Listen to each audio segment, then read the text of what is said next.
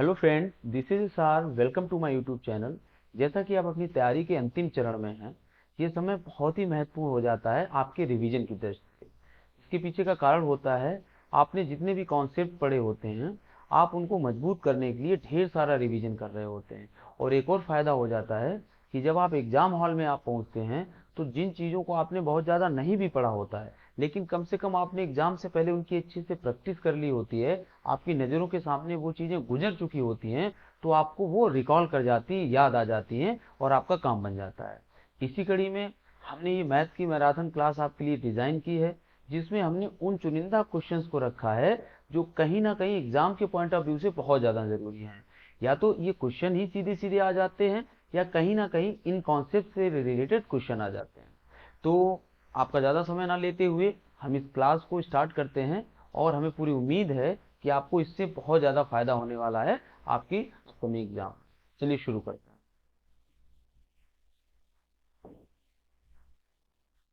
Question है, एक पिता एक कार को 8 दिन में पूरा करता है, 8 दिन में पूरा कर लेता है, जबकि उसका पुत्र उस कार को 7 दिन में पूरा कर लेता है। यदि वे एक एक दिन छोड़कर कार्य करते हैं, यहाँ पर नोट करने वाली बात है कि वो एक एक दिन छोड़ के कार्य करते हैं, दोनों के साथ नहीं करते हैं। और पिता कार्य शुरू करता है, और कार्य को शुरू कौन करता है? उसका पिता जो बच्चे का है वो शुरू करता है। तो कार्य को पूरा करने में कितने दिन लगेंगे? टाइम एंड वर्क का क्वेश्चन है, सिंपल से थोड़ा अपर लेवल का है। और ये वनडे एग्जाम या जो भी इस तरह के स्टेट एग्जाम होते हैं, उसमें आसानी से इसको पूछा जा सकता है। चलिए देख, तो अगर हम फादर की बात करें और सन की बात करें, तो फादर काम कर रहा था 8 दिनों में, और उसका बेटा काम कर रहा था 7 दिनों में।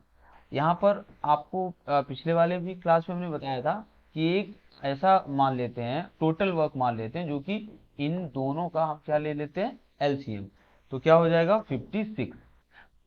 अब हम ये देखते हैं कि अगर हमने 56 लिया है और इसको हमने माना है लगभग यही कुल काम है हमारा, मतलब इतना ही काम हमें करना है, तो अगर हम इनसे इनके पिता से कराते हैं, तो अगर वो 8 दिन में पूरा काम करते हैं, तो वो एक दिन में कितना काम करते होंगे?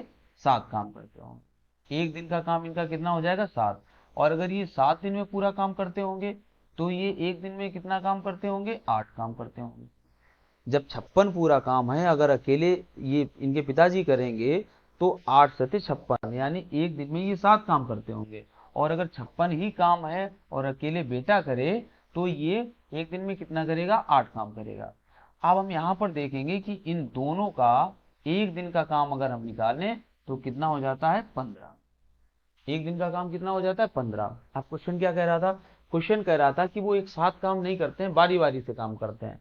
बारी बारी से करने का मतलब क्या है? पहले पिता करता है और बाद में बेटा करता है, ऐसे ऑल्टरनेट डेज में ये काम करते हैं। तो हम कैसे निकालेंगे कि पूरा काम कितने दिन में होगा? तो देखते हैं इसको। जो 56 है, 56, इसमें हम ये देख लेते हैं कि अगर पहले दिन इसने किया, दूसरे दिन इसने किया, इन दोनों का थोड़ी देर के लिए हम जोड़ लेते हैं, और 15 बनता है जाके। 15 कितनी बार 56 में है, ये पहले देख लेते हैं। तो 15 कितनी बार है? 15 तिया 45। कितना बचेगा? 11। यानी कि अगर 15 काम हो, 15 काम कितनी बार हो रहा है? 3 बार हो रहा है। और इसके बाद भी कितना काम बच जा रहा है? 11 काम। ठीक। तो अगर हम दिन की बात करें, तो एक तो हो गए 15-15 के 3 खंड हो गए, यानी कितने पेयर हो गए? 3। तो इस 3 में क्या हो जाएगा? दिनों की संख्या अगर हम देखेंगे, तो 3 × 2, यानी कितने दिन हो जाएंगे? 6 दिन। अभी और इसको क्लियर करेंगे, पहले आगे देख लीजिए। अब 11 काम बचा है। तो हो क्या गया है? पहले इसने किया होगा, फिर इसने किया होगा, फिर इसने किया होगा, फिर इसने किया होगा, फिर इसने किया होगा, फिर इस तरह से ये बार बार करते रहो। कितने दिन तक काम किया इन लोगों ने? 6 दिन तक काम किया, ऑल्टरनेट काम करके 6 दिन काम हो गया। और अब काम बच रहा है 11। नंबर इस सवाल के हिसाब से किसका आना चाहिए? पिता का आना चाहिए, क्योंकि जोड़े में काम हो गया है, पिता का नंबर आएगा। पिता एक दिन में करता कितना है? 7 काम करता है। तो और 11 काम बचा है, तो एक दिन तो पिता और लगा लेगा, एक दिन तो पिता और लगा लेगा, काम फिर भी बच जाएगा। अगर हम 11 से, अगर हम इससे 11 से 7 कम भी कर देंगे, तब भी काम कितना बच जाएगा? 4 काम अभी शेष बच गया। और इस वाले काम के लिए किसका नंबर आएगा? उसके बेटे का नंबर आएगा। यानी कि जो बचा काम है, एक दिन ये जोड़ दिया, और जो बचा काम है कितना? 4 काम बचा है। और ये 4 काम कौन करेगा? इनका बेटा। और वो एक दिन में करता कितना है? 8 काम। तो बटे 8, क्योंकि 4 काम बचा है और एक दिन में वो करता 8 है, तो उसके लिए तो कम ही है, आधे दिन का काम है। तो इस तरह से अगर हम देखेंगे तो क्या बना जाके 6 दिन ये, एक दिन ये, 7 दिन, और 4 एकन 4, 4 दूनी 8, तो 7 दिन और आधा दिन, यानी 7 सही 1/2 दिन में ये पूरा काम हो जाए। एक बार जल्दी से इसको समझ लीजिए, एक ये रिवीजन क्लास है, आपसे उम्मीद हम ये करते हैं कि आपने ये सब पढ़ रखा होगा बहुत पहले से, फिर भी हम एक बहुत जल्दी से बता देते हैं कि अगर 8 दिन में पिता कर रहा था किसी काम को, 7 दिन में बेटा कर रहा था, तो ये तो क्लियर हो गया कि बेटा ज्यादा काम कर रहा था, क्योंकि वो 7 दिन में काम को खत्म कर रहा था। तो हम मान लेते हैं इन सवालों में काम को माना ही जाता है, और हमेशा क्या माना जाता है, इन दोनों का एलसीएम। एलसीएम आ जाएगा 56। अब हम एक दिन का काम निकाल लेंगे, ये 8 दिन में पूरा करता है तो एक दिन में कितना करेगा, 7 करेगा, और ये 7 दिन में पूरा करता है तो ये एक दिन का कितना करता होगा, 8 काम करता होगा। ये दोनों एक एक दिन इनका अगर हम निकालें, पिता का और पुत्र का, तो इन दोनों का एक एक दिन का काम कितना हो जाएगा, 15। ध्यान रखिए ये 15 काम एक दिन का नहीं है, 2 दिनों का है सवाल के हिसाब से, क्योंकि वो अल्टरनेट कर रहे हैं, पहले ये दूसरे दिन ये, तो 15 काम हुआ तो, बट कितने दिन में, 2 दिन में। ऐसे 15-15 के कितने खंड है 56 में, तो आपको हमने बता दी 15-15 के कितने खंड बन रहे हैं, 3 खंड बन रहे हैं। जब 3 खंड बन रहे हैं तो कितने दिन कितने हुए जाके, 6 दिन हुए जाके। क्लियर है ये चीज, जब 3 खंड हुए तो दिन कितने हुए, 6। 15-15 के 3 खंड, भाई एक 15 में 2 दिन होते हैं, तो 3 खंड में 6 दिन हुए, प्लस काम अभी भी बच रहा है, कितना काम बच रहा है, जब 11 काम बच रहा है, क्योंकि 56 45 हो गया, 11 काम अभी बच रहा है। अब नंबर आएगा पिता का, क्योंकि ऐसे ही क्रम था, तो वो 11 काम जो है 11 में, और पिता एक दिन में करता कितना था, 7 काम, तो 7 तो पिता कर लेगा, 11 में कितना कर लिया है, 7, सॉरी ये एक दिन में किया है, 7 काम किया है एक दिन में। अब बचा कितना है, 4 काम, जो 4 काम बचा है इसको करेगा लड़का, और उसका बेटा कितने एक दिन में करता है, 8, तो उसके लिए मात्र ये कितने दिन का है, आधे दिन का है। इस हिसाब से 6 7 और कितना बना जाके 7 सही 1/। ठीक है, इसको हमने दोबारा से भी बता दिया क्योंकि क्वेश्चन अच्छा था। चलिए थोड़ा सा टाइम तो आपका ज्यादा गया ही, देखिए अगला क्वेश्चन। क्वेश्चन है, एक किसान के घर में मुर्गियां और बकरियां हैं, उनके सिरों की कुल संख्या 42 है और उनके पैरों की कुल संख्या 138 है, मुर्गियों की संख्या ज्ञात कीजिए। हमने बताया था इसको 2 तरह से लगाया जा सकता है, आपके लिए जो भी बेटर लगे आप उसको देख लो, हम जल्दी से बता दे रहे हैं दोनों को। अगर हम मान लेते हैं कि मुर्गियों की संख्या मान लीजिए, अगर हम मुर्गियों को मान लें x और बकरियों को मान लें y, तो देख लेते हैं इनके पैरों की संख्या कितनी है, 138, और इनकी सिरों की संख्या कितनी है, 42। तो सिर तो सभी जानवरों के एक ही एक होते हैं, तो x प्लस वाई, मतलब जिनकी बात हो रही कम से कम उनके तो एक ही एक होते हैं, x प्लस वाई बराबर कितना हो जाएगा, 42। ये एक इक्वेशन बन जाएगा छोटा सा। दूसरी कंडीशन क्या है, उनके पैरों की संख्या, तो मुर्गियों के पैर कितने होते हैं, 2, तो 2x प्लस बकरियों के कितने होते हैं, 4, तो 4y, 2x प्लस 4y, यानी ये हो गए मुर्गियों के पैर। 2 एक के होते हैं तो x के कितने हो जाएंगे, 2x। क्लियर है, पूरे पैर हो जाएंगे ये मुर्गियों के, बकरियों के 4y हो जाएंगे, और ये किसके बराबर कर देंगे, 138। ये बन गया इक्वेशन नंबर 2। हम इसको सॉल्व करेंगे और आराम से x और y के मान आ जाएंगे। दूसरा तरीका आपको हमने लास्ट डे भी बताया था कि अगर हम 42 को लेके चलें और एक तरफ रख लें हम बकरी और एक तरफ हम रख लें मुर्गी, ठीक है, सॉरी ये नीचे नहीं रहेगा, मुर्गी, ठीक है, ठीक है, मुर्गी। बकरी के पैर होते हैं 4 और मुर्गी के होते हैं 2, और कुल मिला के पैर कितने दिए जा रहे थे, पैर कह रहे हैं 138। पूछ किसकी संख्या रहा, मुर्गियों की संख्या पूछ रहा है, जिसकी पूछे आप उसको ना मान के दूसरे को मान लो। तो भी बता रहे हैं किस तरह से, आप मानो कि ये टोटल सिर थे, यानी टोटल जानवर ही इतने हुए, आप ये मान के चलिए कि टोटल की टोटल क्या है, बकरियां हैं, मतलब कोई मुर्गी नहीं, सभी बकरियां। अगर सभी बकरियां होगी और प्रत्येक बकरी 4, तो कितने पैर हो जाएंगे, 4 दूनी 8 और 4 चौको 16, 168 पैर हो जाएंगे, जबकि पैर कितने थे, 138। इनका डिफरेंस कितना निकलेगा, 0 और 3, 30 का डिफरेंस निकलेगा। 30 का डिफरेंस निकला किनका, पैरों का, ये अंतर निकला है। और जबकि यहाँ पर पैरों का अंतर, क्योंकि हमने सबको 4 मान लिया था, 2 को तो बिल्कुल छोड़ ही दिया था, यानी कि ये डिफरेंस निकला है, ये ज्यादा बन रहे हैं पैर, इतने पैर है नहीं। तो ये पैर जो कम हुए किस वजह से हुए, ये जो कम है ये किस वजह से, क्योंकि कुछ ये भी है, तो वो जो डिफरेंस यहाँ निकला है वो डिफरेंस यहाँ का हम और ले लेंगे, मतलब इस डिफरेंस में इस डिफरेंस का भाग दे दिया जाए।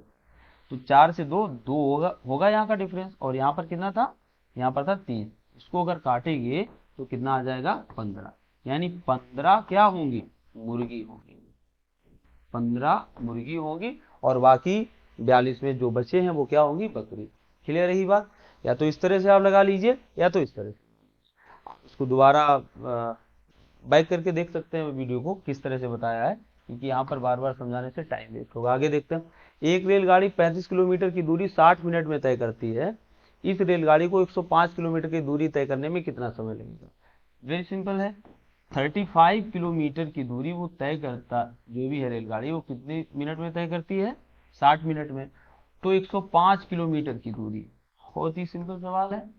जब जब दूरी हो रही है 3 गुना, 35 से कितनी हो रही है, 105, यानी 3 गुना दूरी हो रही है, तो उसके द्वारा जो समय है वो भी तो 3 गुना लगेगा। जब दूरी 3 गुना हो रही है तो समय भी 3 गुना लगेगा, तो कितना हो जाएगा, 180 मिनट। ठीक है, यानी 3 घंटे। ऑप्शन नहीं है, कोई दिक्कत नहीं है, समय हो जाएगा 3 घंटे। ठीक है, अगला देखते हैं।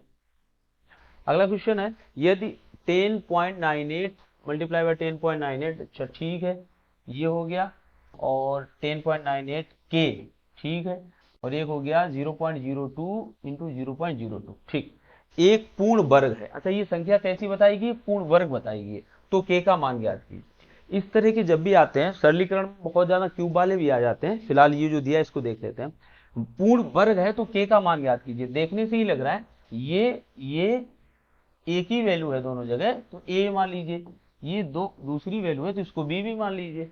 देखने से लग रहा पूर्ण वर्ग है, तो किस तरह से हुआ होगा, ये ए प्लस बी का अगर होल स्क्वायर हम करेंगे तो क्या होता है, A square plus B square plus 2ab होता है। जहां पर ए और बी के ये मान है, तो यहां पर देखो ए स्क्वायर, ये ए स्क्वायर बन रहा है ना, गुणे में है, तो ये ए स्क्वायर बन रहा है। ठीक है, मतलब अगर आप लिखने हो तो लिख भी सकते हो 10.98, जरूरत नहीं है उसकी क्योंकि सॉल्व तो करना नहीं है, प्लस बी स्क्वायर, ये बी स्क्वायर है, 0.02 स्क्वायर सीधा लिखे, प्लस 2 इंटू ए बी, ए का मान कितना है 10.98 और बी का मान कितना है इंटू 0.02। अब आप देखिए, ये दिया था, हाँ दिया था, इसको देखो, ये दिया था, हाँ दिया था, ये दिया था स्क्वायर, हाँ दिया था, ये 2 दिया था, ये 2 दिया था, नहीं दिया था, 10.98 दिया है, 10.98 दिया है, क्या 0.02 दिया है, नहीं दिया है, इसकी जगह के दिया है। तो यानी क्या क्या नहीं दिया है, एक ये नहीं दिया गया वहां पर और एक ये नहीं, बस इसी का गुणा कर देंगे, 2 इंटू 0.02, मान आ जाएगा 0.04, और ये मान किसका होगा, के का। ये जो वैल्यू होगी किसकी होगी, वैल्यू के की वैल्यू होगी। ठीक है, चलिए अगला देखते हैं। अगला क्वेश्चन है, एक परीक्षा में 92% छात्र उत्तीर्ण हुए और 480 छात्र अनुत्तीर्ण हुए। ठीक है, उस परीक्षा में कितने छात्र शामिल हुए। हमें संख्या किसकी दे रहे हैं, फेल वाले की, अनुत्तीर्ण वाले की, और प्रतिशत किसका दे रहे हैं, उत्तीर्ण वाले का। कोई भी चीज अपने आप में कितनी होती है, 100, इसमें चाहे फेल वाले हों और चाहे पास वाले हों। तो जब फेल वाले दिए, पास वाले दिए कितने, 92%, तो फेल वाले तो खुद से ही निकल आएंगे, कितने होंगे, 8%।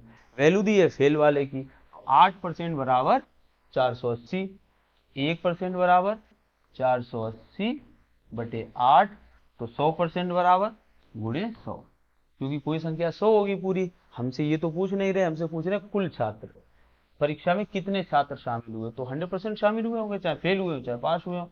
तो कितना हो जाएगा, ये छात्र हो जाएंगे 6000। ऑप्शन है कहीं, ठीक। अगला देखिए, एक रेफ्रिजरेटर के आइस कंपार्टमेंट की विमाएं दी हैं, इसकी जो लंबाई दी है वो 8 सेंटीमीटर दी है, जो चौड़ाई दी है वो 5 सेंटीमीटर दी है, और जो इसकी ऊंचाई दी है वो 4 सेंटीमीटर दी है। एक्चुअली ये एक घनावाकार है, और फ्रिज का जो आइस कंपार्टमेंट होता है वो घनावीकार होता है। तो ठीक है, आगे क्या करते हैं, इसमें आइस क्यूब रखे गए हैं। क्या रखे गए, आइस क्यूब, जो छोटे छोटे बर्फ जमाई जाती है, आइस क्यूब रखे गए हैं। उनकी माप क्या है, क्योंकि वो आइस क्यूब है तो उनकी माप 2 सेंटीमीटर की प्रत्येक भुजा है। ठीक है, घनाकार हैं वो, और उनकी प्रत्येक भुजा क्या, ये एक्चुअली कैसे है, घनाकार। और जो रेफ्रिजरेटर का कंपार्टमेंट था वो कैसा था, घनाभाकार। कैसा था, घनाभाकार। अब कह क्या रहा है, पूछ क्या रहा है वो, इसमें कितने आइस क्यूब रखे जा सकते हैं। ये बिल्कुल वैसे ही सवाल है कि अगर कोई एक टंकी है, उसमें इतनी पानी की धारिता ये है, अगर एक बाल्टी में 5 लीटर आता है तो उसमें कितनी बाल्टी पड़ेगी, यही तो क्वेश्चन हुआ। छोटा सा क्वेश्चन है और इसको आराम से लगा लेंगे। अब लिखने की जरूरत नहीं है कि इनकी संख्या, तो सीधे लिख रहे हैं संख्या क्या होगी, किसका, घनाभ का, घनाभ यानी उस कंपार्टमेंट का क्या, आयतन का, आयतन बटे एक क्यूब का आयतन। जो एक क्यूब है ना, आइस क्यूब, एक आइस क्यूब का आयतन। राइटिंग मेरी इतनी बुरी है नहीं, सिर्फ इस वजह से आ रही है कि हम तेज कर रहे हैं, ठीक है, वो इसलिए कर रहे हैं कि आपके पास समय कम है। चलिए देखते हैं घनाभ का आयतन क्या हो जाएगा। तो घनाभ का आयतन क्या होता है, फार्मूला LBH, लंबाई गुणे चौड़ाई गुणे ऊंचाई।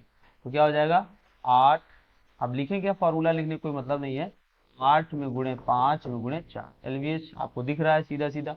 और घन का आयतन क्या होता है, भुजा की घात 3, क्योंकि उसकी लंबाई चौड़ाई और ऊंचाई तीनों एक ही भुजा होती है, जिसकी माप समान होती है, ठीक है। तो कितना था 2, तो 2 का आप क्या करेंगे, 3 बार ऐसे ही गुणा कर लो, या तो 8 होते ही है, आपको पता ही होगा। और किससे कट जाएगा ये, 8 से, तो 5 चौको 20, तो उसमें कितने आइस क्यूब आएंगे, 20 आइस क्यूब आएंगे, और वो पूरा कंपार्टमेंट भर जाएगा जो फ्रीजर वाला है सेक्शन, ठीक है। नेक्स्ट देखिए, अगला है 5 अंकों की वह बड़ी से बड़ी संख्या ज्ञात कीजिए जो 468 से पूर्णतः विभाज्य हो। पहले तो 4 अंकों की बड़ी से बड़ी संख्या आपको पता है कितनी होती है, 99,999। ये 5 अंकों की कह रहा है, हाँ 5 अंकों की सबसे बड़ी संख्या होती है 99,999, ठीक। लेकिन वो कह रहा है वह संख्या बताओ जो इससे विपूर्णता घटे। अब ये तो जरूरी नहीं है कि जो संख्या हमने लिखी है वो इससे कटेगी, सबसे बड़ी तो हमने लिख दी, इससे बड़ी तो कोई होती नहीं, लेकिन ये जरूरी नहीं कि वो इससे कटे। इसके लिए हमें क्या करना पड़ेगा, देखते हैं। आप देखिए बहुत अच्छा ये क्वेश्चन है, एक्चुअली अच्छा क्वेश्चन है ये, देख लीजिए। 4 6 8, इसका हम इसमें भाग लगा देते हैं, कितनी बार जाएगा, ये जाएगा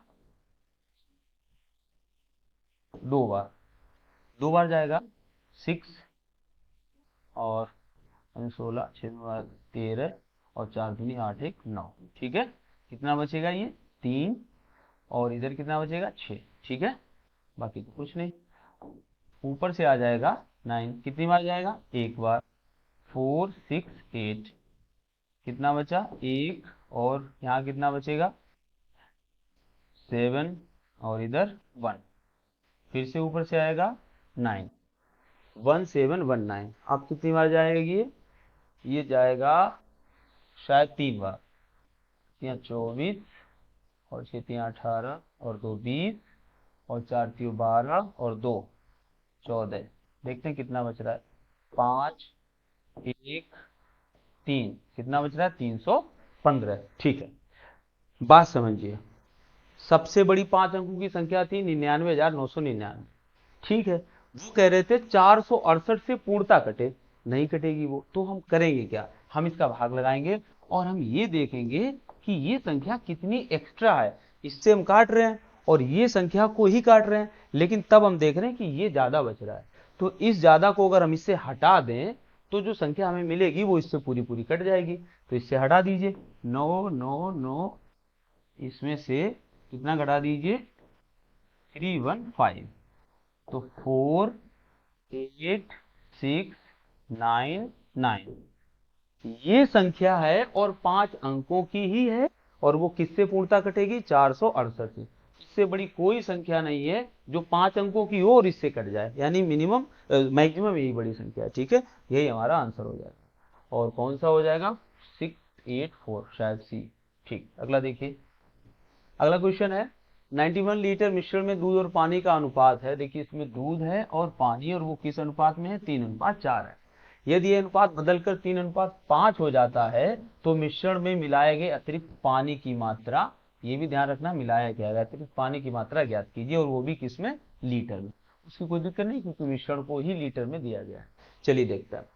तो अब इसको या तो आप ऐसे करो कि 4 3 7 कितना अनुपात था, अगर हम इसको देखें मिल्क एंड वाटर का जो रेशियो था 3:4 था, और टोटल मात्रा कितनी थी 91 सॉरी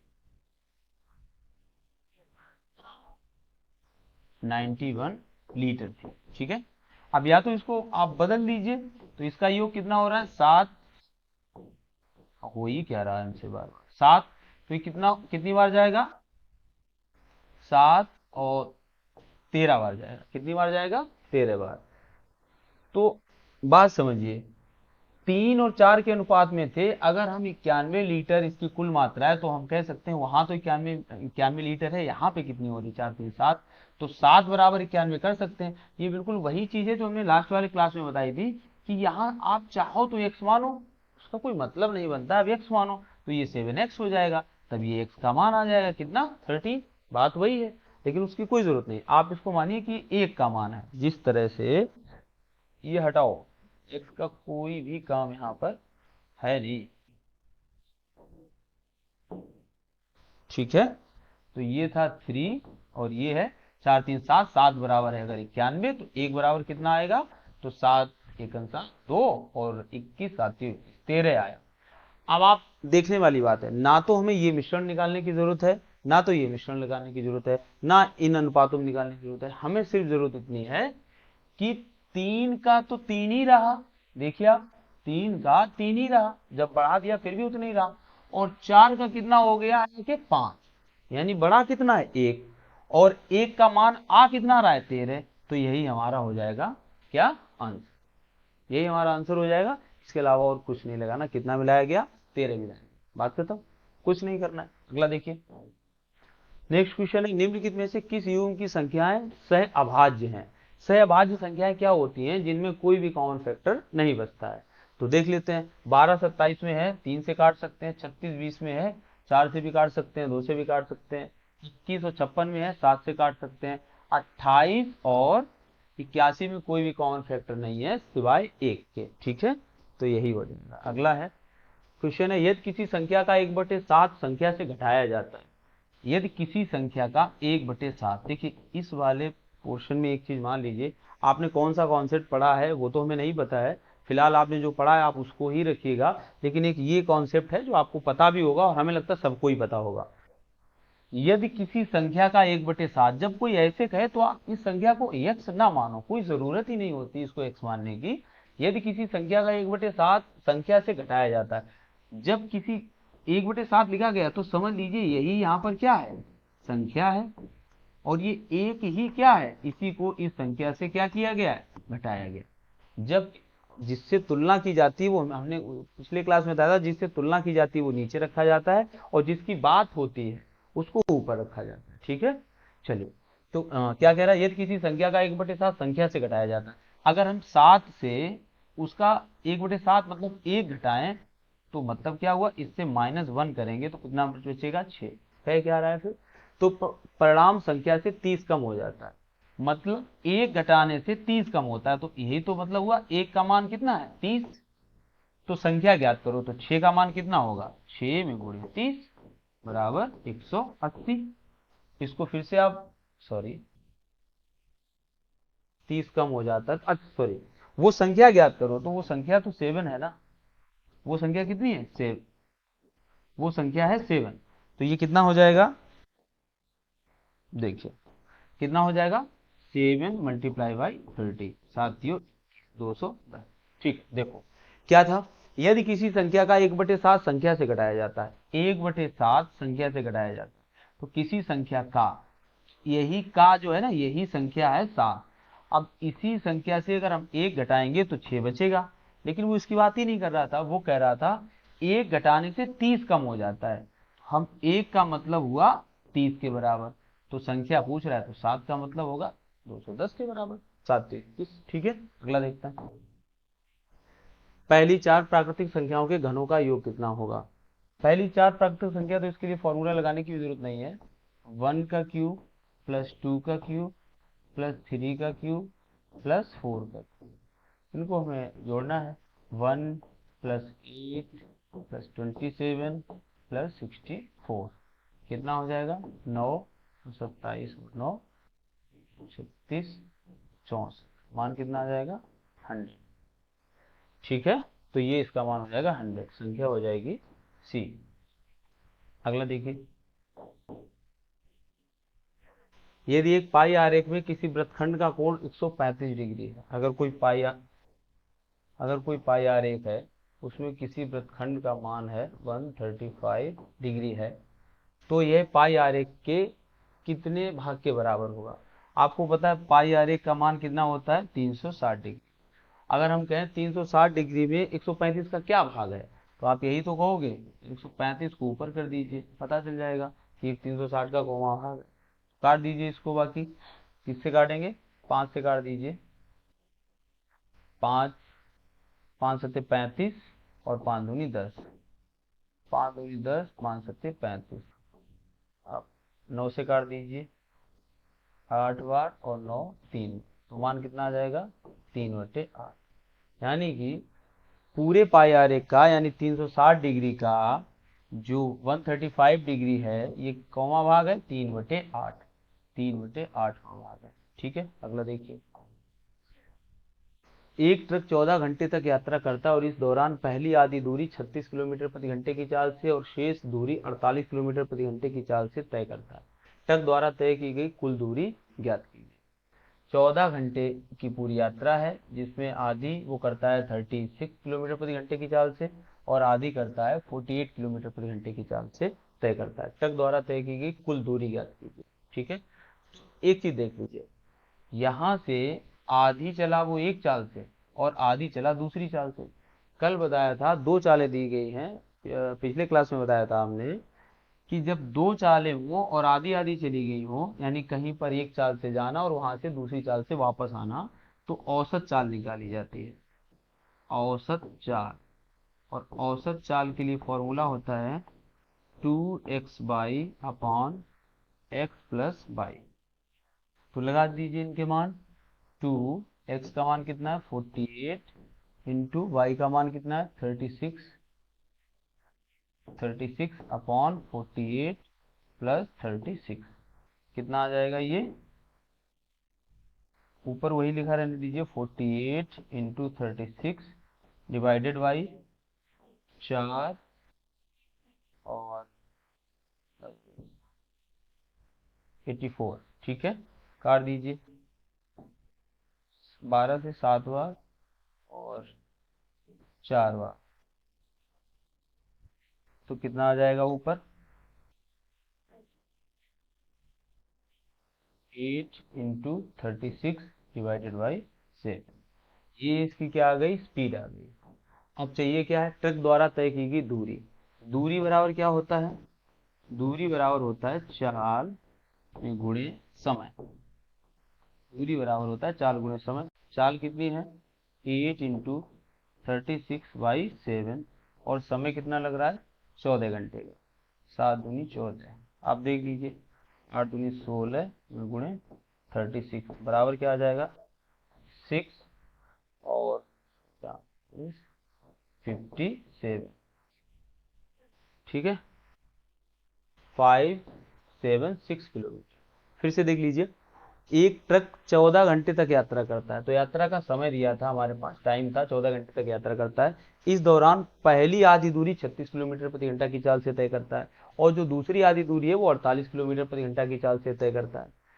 तो यहाँ पर दो चालें दी गई हैं, लेकिन एक अच्छी बात है कि वो आधी आधी दूरी की दे दी गई है, तो आराम से हम एक चाल निकाल सकते हैं। औसत चाल क्या हो जाएगी इसकी? जो 2xy/x+y फॉर्मूले से निकल आएगी। ठीक है, अब हमारे पास चाल आ गई है और हमारे पास समय आ गया है, हम चली गई दूरी आराम से निकाल सकते हैं। दूरी बराबर चाल गुणे समय, मान रख देंगे और हमारा कितना आ जाएगा? दूरी 576 किलोमीटर। ठीक है, अगला देखिए, अगला क्वेश्चन है, एक पुस्तक पर 2100 रुपए का मूल अंकित है, वह इस पर 10% की छूट देने के बाद भी 20% का लाभ अर्जित करता है, पुस्तक का क्रय मूल्य ज्ञात कीजिए। इसमें सबसे अच्छा तरीका होता है, एक तरफ आप कर दीजिए एमआरपी, एक तरफ कर दीजिए विक्रय मूल्य सेलिंग प्राइस और एक तरफ कर दीजिए क्रय मूल्य कॉस्ट प्राइस। ये हो गया क्रय ये हो गया विक्रय, ये हो गया अंकित। जो सरल तरीका है वो इसका ये है। अब जो वो कहता जाए वैसा करते जाइए। वह इस पर 10% की छूट देता है। हमने पहले ही बताया है, छूट हमेशा एमआरपी पे दी जाती है और लाभ या हानि हमेशा इस पे देखी जाती है, क्रय मूल्य पे देखी जाती है। तो यहाँ पर छूट कितने परसेंट की है? 10% की छूट है। तो अगर ये वाली 10 होगी तो ये वाली राशि कितनी हो जाएगी? 9। एमआरपी अगर 10 है और उस पर 10% की छूट है तो वो कितनी हो जाएगी? 9। क्या आप इसको ऐसे मान सकते हो, ये 100 है तो ये 90 हो जाएगी। जब काटोगे तब तो वही बचेगी ना। तो इससे सीधे ही लिख देते हैं कि वो कितनी है, ये है 9 और ये है 10। ठीक है, अब आगे देखते हैं। इसके बाद वो कह रहा है कि 20% का लाभ कमाता है। देखो वो छूट भी दे देता है और फिर भी उसको लाभ होता है। भाई कोई ऐसा दुकानदार तो होता नहीं है कि हम उसके पास जाएं और हम उससे कहते हैं भाई कुछ तो कम कीजिए, तो वो कहता है ठीक है आप पर्ची तो आपको 15% डिस्काउंट दे देंगे। लेकिन इसका मतलब ये तो नहीं कि पर्ची थे तो वो हमें जितनी में लाए उतने में दे देगा, लाभ तो वो भी कमा रहा है। तो उस कंडीशन में क्या होता है, वो छूट भी दे देता है और उसको लाभ भी मिलता है। लाभ किस पे मिलता है? जो वो होलसेल मार्केट से लेके आया होगा उस पे लाभ मिलता है। यानी वो कौन सा मूल्य होता है? क्रय मूल्य होता है। तो अब देखते हैं, उसको लाभ हुआ 20% का। 20% मतलब क्या होता है? 20% मतलब होता है 20/100। कितना हो जाएगा? 1/5। यानी कि अगर वो 5 की लाया था तो वो कितने की बेच के आएगा? 6 की बेची होगी। अब देखिए इसको ऐसे हमने क्यों लिखा। यहाँ देखो वही चीज है, 10 एमआरपी थी तो 9 की बिकी। वही चीज है, हमने अगर उसको क्रय मूल्य फिर से अगर 100 माना तो 120 की बिकी होगी। फिर से अगर हमने 100 माना तो वो कितने की बिकी होगी? 20% के लाभ बाद 120 की। तो इसको काटेंगे जब हम तो 5:6 ही आएगा। तो 5 ही आया। एक चीज कॉमन है कि दोनों का विक्रय मूल्य कैसा है? एक ही चीज है तो समान ही होना चाहिए। यानी हम इसको समान कर सकते हैं। तो ऊपर कर देते हैं हम 2 का गुणा और नीचे कर देते हैं, ऊपर कर देते हैं 2 का गुणा और नीचे कर देते हैं 3 का गुणा। 9 दून 18 और 6 तियां 18। बट कंडीशन ये रहेगी कि अगर 2 का इसमें करेंगे तो 2 का इसमें भी करना पड़ेगा, 3 का इसमें करेंगे तो इसके जो ये वाला अनुपात था उसमें भी करना पड़ेगा। क्योंकि बराबर गुणा कर देते हो या बराबर का भाग लगा देते हैं तो अनुपात में कोई परिवर्तन नहीं होता है। अब अगर हम इसका मान निकालेंगे तो ये आ जाएगा 15 और ये आ जाएगा 18 और ये आ जाएगा 20। अब जो दिया हो उसको उसके बराबर कर दीजिए। अगर क्रय मूल्य दिया है तो 15 के बराबर कर दो, अगर विक्रय दिया है तो 18 के बराबर कर दो और अगर अंकित दिया है तो 20 के बराबर कर दो। फिलहाल हमें एक पुस्तक पर 2100 रुपए का अंकित मूल्य दिया है, यानी कि 20 बराबर 2100 अंकित मूल्य है। 20 बराबर 2100। तो पूछ क्या रहा है? क्रय मूल्य ज्ञात करो। तो जब 20 बराबर है 2100 तो 15 बराबर, हम यहाँ पर लिखे दे रहे हैं इसको, 20 बराबर है 2100, 1 बराबर बटे 20 कर देते हैं। 15 बराबर गुणे कितने का कर देंगे? 15 का। काट दीजिए, 0 गया।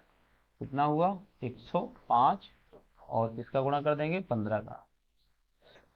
15 बना 75, 15 एकम 15। तो मान उत्तर कितना आ जाएगा? 1575 रुपए। 1575 रुपए इसका आंसर। अगला देखिए। अगला है, दो समान वस्तुओं को 200 रुपए प्रत्येक की दर से बेचा जाता है। ये सवाल ऐसे होते हैं, इनको बस देख के सॉल्व कर दिया जाता है और ये इसी तरह के आते हैं। इनका एक पैटर्न ही यही है। जब आपने प्रॉफिट एंड लॉस सही से पढ़ा होगा तो वहां पर इस तरह के सवाल आए होंगे और आपको बताए गए होंगे कि कैसे लगता है। जब उनका प्रत्येक का क्रय मूल्य समान हो और एक पर लाभ हो रहा होता है और एक पर क्या हो रही होती है? हानि। हमेशा ऐसा ही आता है, ये वाला ऐसा ही आता है। एक पर लाभ हो रहा है, एक पर हानि हो रहा है, विक्रय मूल्य समान है, तो बताओ उसको कुल मिला के क्या होगा? यही पूछा जाएगा। दो समान वस्तुओं को 200 रुपए की प्रत्येक दर से बेचा जाता है, जिनमें से एक पर उसे 10% का लाभ होता है किंतु दूसरे पर 10% की हानि होती है। शुद्ध प्रतिशत हानि या लाभ ज्ञात कीजिए। यही पूछ रहे हैं कि उसको लाभ हुआ या हानि। हमेशा इस कंडीशन में हम क्या करते हैं, एक छोटा सा फॉर्मूला मान लो, m+n+mn/100। ये पहली वृद्धि या कमी, ये दूसरी वृद्धि या कमी है, दोनों का गुणनफल बटे 100। ठीक है, इस तरह से इसको हम लगा सकते हैं। तो 10 प्लस -10 इंटू 10 डिवाइडेड बाई 100। 10 से 10 कट गया, यहाँ कितना आया? माइनस। क्या हुआ?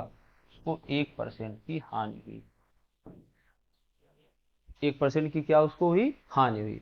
इस छोटे से फॉर्मूले में इनको रख देते हैं और आराम से हमारा आंसर आ जाता है। बाकी लगाने के और भी तरीके हैं, लेकिन कोई मतलब नहीं बनता उसको किसी भी तरह से लेंथी बनाने का। अगला देखिए, दो संख्याओं का अनुपात 9:11 है, यदि इनमें से प्रत्येक संख्या में से 4 घटाया जाए। देखिए इस बार 4 घटाया जा रहा है प्रत्येक से, मतलब दोनों से, तो इनका अनुपात 7:9 हो जाता है, और घटाने के बाद इनका अनुपात कितना हो जाता है, 7:9 हो जाता है।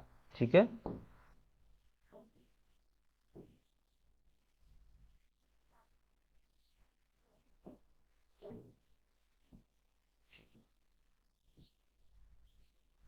7:9 हो जाता है। इन दो संख्याओं का योग ज्ञात कीजिए। फिर से देख लीजिए सवाल को, दो संख्याओं का अनुपात दिया है, दो संख्याओं का अनुपात दिया है, इनमें प्रत्येक में से 4 को घटाया जाता है, तो इनका अनुपात 7:9 हो जाता है। इन दो संख्याओं का योग, पहले तो पहला काम हम यही कर लेते हैं, क्या ये जो दो संख्याएं हैं इनका योग कितना बन रहा है, इनका योग बन रहा है 20। तो क्या देख लेते हैं ऑप्शन में कोई ऐसी संख्या है जो केवल 20 से ही कटती है, और आपको दिख जाएगा कि 40 एक संख्या है जो 20 से कटती है, इसके अलावा ना 45 कटेगी, ना 35 कटेगी, ना ही 30 कटेगी। तो ये तो कंफर्म हो जाएगा कि संख्याओं का योग यानी उत्तर बी ही होगा। फिर भी लगाने का तरीका अगर और ज्यादा ऑप्शन हो तो क्या होगा, तो देख लेते हैं। इसको मान लीजिए आप 9x, इसको मान लीजिए 11x, और दोनों में 4 को, प्रत्येक संख्या में 4 घटाया जा रहा, -4 -4, और बराबर कितने के कर देंगे, 7/9 के। और इसको जब हम कैलकुलेट करेंगे, लगाएंगे, तो x का मान कितना आ जाएगा, सॉरी संख्या का योग कितना आ जाएगा, 40। ठीक है, तो इसको इस तरह से भी हम लगा सकते हैं। अगला देखिए, क्वेश्चन है, 13 परिणामों का औसत 68 है, 68, पहले 7 का औसत 63 है, और आखिरी 7 का औसत 70 है। पहले 13 परिणामों की बात की गई जिनका एवरेज कितना होता है, 67। तो लिख सकते हैं 30 का एवरेज बराबर है 68। पहले 7 का दिया है, मतलब 7 यूनिट का कितना है, 7 यूनिट का एवरेज दिया है 63, और आखिर के 7 का दिया है, यानी 7 यूनिट का, और जो बाद वाले हैं उनका दिया है 70। हमसे कहा जा रहा है तो सातवें का परिणाम ज्ञात कीजिए। देखिए ये क्वेश्चन कैसा, इसमें 13 परिणामों का एक साथ पहले दे दिया कि 13 परिणामों का एवरेज कितना है, 68 है, 68 है। अब वो कह रहे हैं कि पहले 7 का ये है और दूसरे 7 का ये। अगर 1 से लेके 2 3 ऐसे करके 13 तक चीजें 13 तक लिखी जाए, तो यहाँ जो 7 आएगा, तो 7 में इस तरफ का एवरेज अलग दे दिया गया, और इस तरफ का एवरेज अलग दे दिया गया। देखेंगे कि 7 को इस तरफ भी जोड़ दिया गया और इस तरफ भी जोड़ दिया गया, दो खंडों में बांटा गया, पहले 7 का अलग से और दूसरे 7 का अलग से एवरेज दिया गया। ठीक है, अब यहाँ पर क्या है कि हमसे पूछा गया है कि सातवां क्या होगा, तो इसके दो तरीके हैं, एक तो बेसिक तरीका है, और दूसरा तरीका है जो आराम से आप लगा सकते हो थोड़ा सा सोच के। कैसे, देखिए 13 का एवरेज 68 है, तो आप ये देखिए पहले 7 में कितना कम या ज्यादा हो रहा है, तो आप देखोगे कि 5 की क्या आ रही है, कमी आ रही है। 5 की क्या आ रही है, कमी आ रही है एवरेज में, किसमें, एवरेज में कमी आ रही है 5 की। और 5 की एवरेज में कमी आ रही है पहले वाले 7 यूनिट में, तो उसके मान में क्या कमी हो जाएगी, आपको पता है कि एवरेज में अगर हम संख्या का गुणा कर दें तो क्या आ जाता है, मान आ जाता है, तो -35 की उसके मान में कमी आएगी। आगे देखिए, दूसरे वाले भाग में क्या होता है कि 7 यूनिट का 70 हो जाता है। तो जरा यहाँ से देखिए, 7 यूनिट का जब 70 हो रहा है तो बढ़ रहा है कि घट रहा है, आप कहोगे कि सीधा सीधा बढ़ रहा है, और वो भी कितना, 2। और ये 2 है क्या, ये भी एवरेज ही बढ़ रहा है, क्योंकि इधर तो सब एवरेज दिए ना। तो इधर वाले 7 यूनिट में कम हुआ था, और इधर वाले 7 यूनिट में 70 एवरेज हुआ है, तो 2 एवरेज बढ़ा है। अब ये 2 एवरेज के मतलब अगर हम मान में इसको कन्वर्ट करें, तो 2 और कितने का बढ़ा है, 7 का, तो 2 में गुणे 7 यानी प्लस के 14। तो आप यहाँ देख पाएंगे कि पहले वाले भाग में एवरेज कम हुआ है, मान कम हुआ है, और दूसरे वाले भाग में मान बढ़ा है। ओवरऑल मान में क्या परिवर्तन आया है, तो वो यहाँ से इसको घटाएंगे तो कितना बचेगा, 21। अब हम क्या करेंगे, हमारे हिसाब से होना क्या चाहिए था कि 68 मेंटेन रहता, तो हम मान लेते कि हमारा पद सातवां भी कितना है, 68 है। बट यहाँ ऐसा नहीं हुआ, तो वो फ्लैक्चुएट कर रहा है, तो फ्लैक्चुएशन कितने का हो रहा है, 21 का। 21 कैसा, माइनस का, यानी वो संख्या जो सातवीं है वो 68 से, किससे, 68 से कितनी कम है, 21 कम है। और 68 से 21 कम का मतलब क्या होता है, 47 है, यानी उसका मान कितना हो जाएगा, 47। ये तो एक तरीका हो गया। ये तरीका अगर आपको अच्छा नहीं लग रहा है, अगर आपको लग रहा है इतना हम क्यों सोचें, तो आपके लिए एक सबसे बेहतर तरीका है जो लगभग सभी यूज करते हैं, जिनको थोड़ा सा भी लगता है कि हम बेसिक से ही बेटर है। तो यहाँ पर आप क्या करिए, 68 में गुणा कर दीजिए, 13 का एक मान आएगा आपका यहाँ पर। फिर 63 में गुणा करिए, ये 7 का दिया गया तो 7 का गुणा करके यहाँ पर एक मान आएगा। और 7 में भी, 70 में भी 7 का गुणा करिए, यहाँ पर एक मान आएगा। देखिए ये 13 का मान आएगा और ये दो होंगे, ये साथ साथ के आएंगे, मतलब यहाँ पर जो आएगा, और इन दोनों को अगर आप जोड़ेंगे और इस जोड़ से इसको घटाएंगे, तो जो आपको प्राप्त होगा वो कौन सा होगा, सातवां। वो सातवीं संख्या होगी, ठीक है। इस तरह से भी आप इसको लगा सकते हैं, कैलकुलेशन करने की हमें जरूरत नहीं है, आप आराम से करिए, इसका आंसर आ जाएगा। 13 का गुणा 68 में कीजिए, एक यहाँ पर आपको वैल्यू प्राप्त होगी, और इनके अलग अलग वैल्यू प्राप्त कीजिए, इन दोनों को जोड़ दीजिए, तो ये कितने का आएगा, 14। और आपको पता है कि ये 14 का है, ये 13 का है, तो एक यहाँ पर ज्यादा है, वो ज्यादा कौन सा है, यही सातवां वाला है, ठीक है। जिससे आप चाहे उससे लगा सकते हैं, तरीके आपको दोनों बता दिए। अगला है, दो संख्याओं का योग 137 है और अंतर 43 है, दोनों संख्याएं क्या होंगी। आप ऑप्शन भी दे सकते हैं कि क्या दो, कौन सी दो संख्याएं हैं जिनका योग 137 हो रहा है। तो 137 के लिए इसका तो हो नहीं रहा है, इसका भी नहीं हो रहा है, और इवन इसका भी नहीं हो रहा है। तो आपको यहीं से मिल जाएगा कि किसका हो रहा है, 90 और प्लस 47 का जो आएगा योग, वो 137 आएगा और अंतर भी 43 आएगा। लेकिन फिर भी आपको ऐसे नहीं लगाना है, तो योग में x प्लस वाई बराबर 137 कर दीजिए, और अंतर में x माइनस वाई बराबर 43 कर लीजिए, और इनको आप सॉल्व कर लीजिए, और आपका मान आ जाएगा आपके 180/2। x का मान कितना आ जाएगा, ठीक है। या तो आप ऐसे कर लीजिए, जैसे आपको अच्छा लगे वैसे आप कर सकते हैं। अगला है 1 का क्यूब प्लस 2 का क्यूब प्लस 3 का क्यूब। तो ये एक दिया गया है मान, सॉरी यहाँ तक दिया गया मान, मतलब 1 की घात 3 और ऐसे करके 10 की घात 3 तक का जो मान बताया गया वो कितना बताया गया, 3025। तो पूछा किसका गया है, 4 प्लस 32 प्लस 108 प्लस 4000, मतलब डॉट डॉट 4000 का मान क्या होगा। देखिए जब भी कोई मान दिया जाता है और जब भी उसके आगे कुछ पूछा जाता है, तो हमेशा ये रहता है कि ऊपर वाली वैल्यू नीचे वाले में कहीं ना कहीं प्रयोग होगी, किसी भी प्रकार से हो। वो आपको जज करना है कि हम कैसे इसका यूज करेंगे। भाई उसको दिया गया तो कोई मतलब ही होगा, नीचे का पूछा गया है। चलिए, तो हम ऊपर को तो ऐसे ही लिखा रहने थे, नीचे वाला लिख देते हैं, कितना है, 4 प्लस 32 प्लस 108 और प्लस कितना है, 4000। अब हम देखेंगे कि इसमें क्या हो सकता है, यहाँ 4 कॉमन मिल सकता है, तो कितना बचेगा, 1 प्लस 8 प्लस 27 प्लस 1000, ये बचा। और इसको अगर थोड़ा सा इस फॉर्म में हमें बनाना, तो क्या बनेगा, एक का अगर हम क्यूब करते हैं तो कोई प्रॉब्लम नहीं आएगी। 8 होता है 2 का क्यूब, 27 होता है 3 का क्यूब, और ये होता है 10 का क्यूब।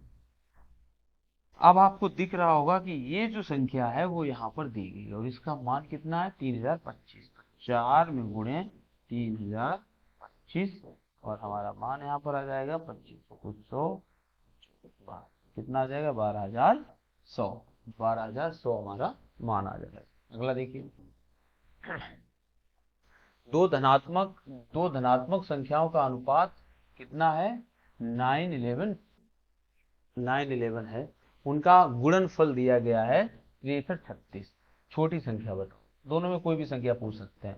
अच्छा, जब ऐसा सवाल आता है गुणनफल वाला, तो थोड़ा सा इसमें ध्यान रखने वाली बात होती है कि यहाँ पर आप x मान ही लो, वही ज्यादा बेटर रहता है। अगर आप x मान लेते हैं तो वो ज्यादा अच्छा रहेगा। जैसे देखो कैसे, 9x मल्टीप्लाई बाई 11, दोनों संख्याओं के गुणनफल दिया था ना, और बराबर गुणनफल के बराबर कर देंगे, 6336।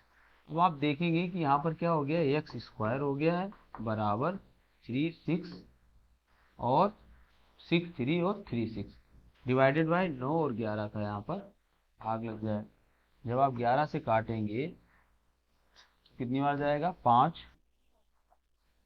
और यहाँ पर कितना बचेगा 55, 7, फिर 55 और 8 83, तो 7 बार, और कितना बचेगा 6। ठीक है, तो क्या बचा एक्स स्क्वायर बराबर 576 डिवाइडेड बाई 9। इसका हम वर्गमूल लेंगे, x बराबर आ जाएगा, ऊपर आ जाएगा 24 और नीचे आ जाएगा 3। ठीक है, और इसको आप काटेंगे तो इसका मान कितना मिल जाएगा, x का मान 8 आ गया, और छोटी संख्या पूछ रहा है। छोटी संख्या हमने क्या मानी थी 9x, तो 9 में गुणे 8 बराबर 70 बात। ठीक है, अगला देखिए। 120 प्रश्नों वाली एक परीक्षा में अनुराधा ने पहले 60 प्रश्नों में से 65% का सही उत्तर दिया। प्रश्न टोटल कितने थे 120। अनुराधा परीक्षा देने गई तो पहले 60 में से उसने क्या दिया है 65% आया।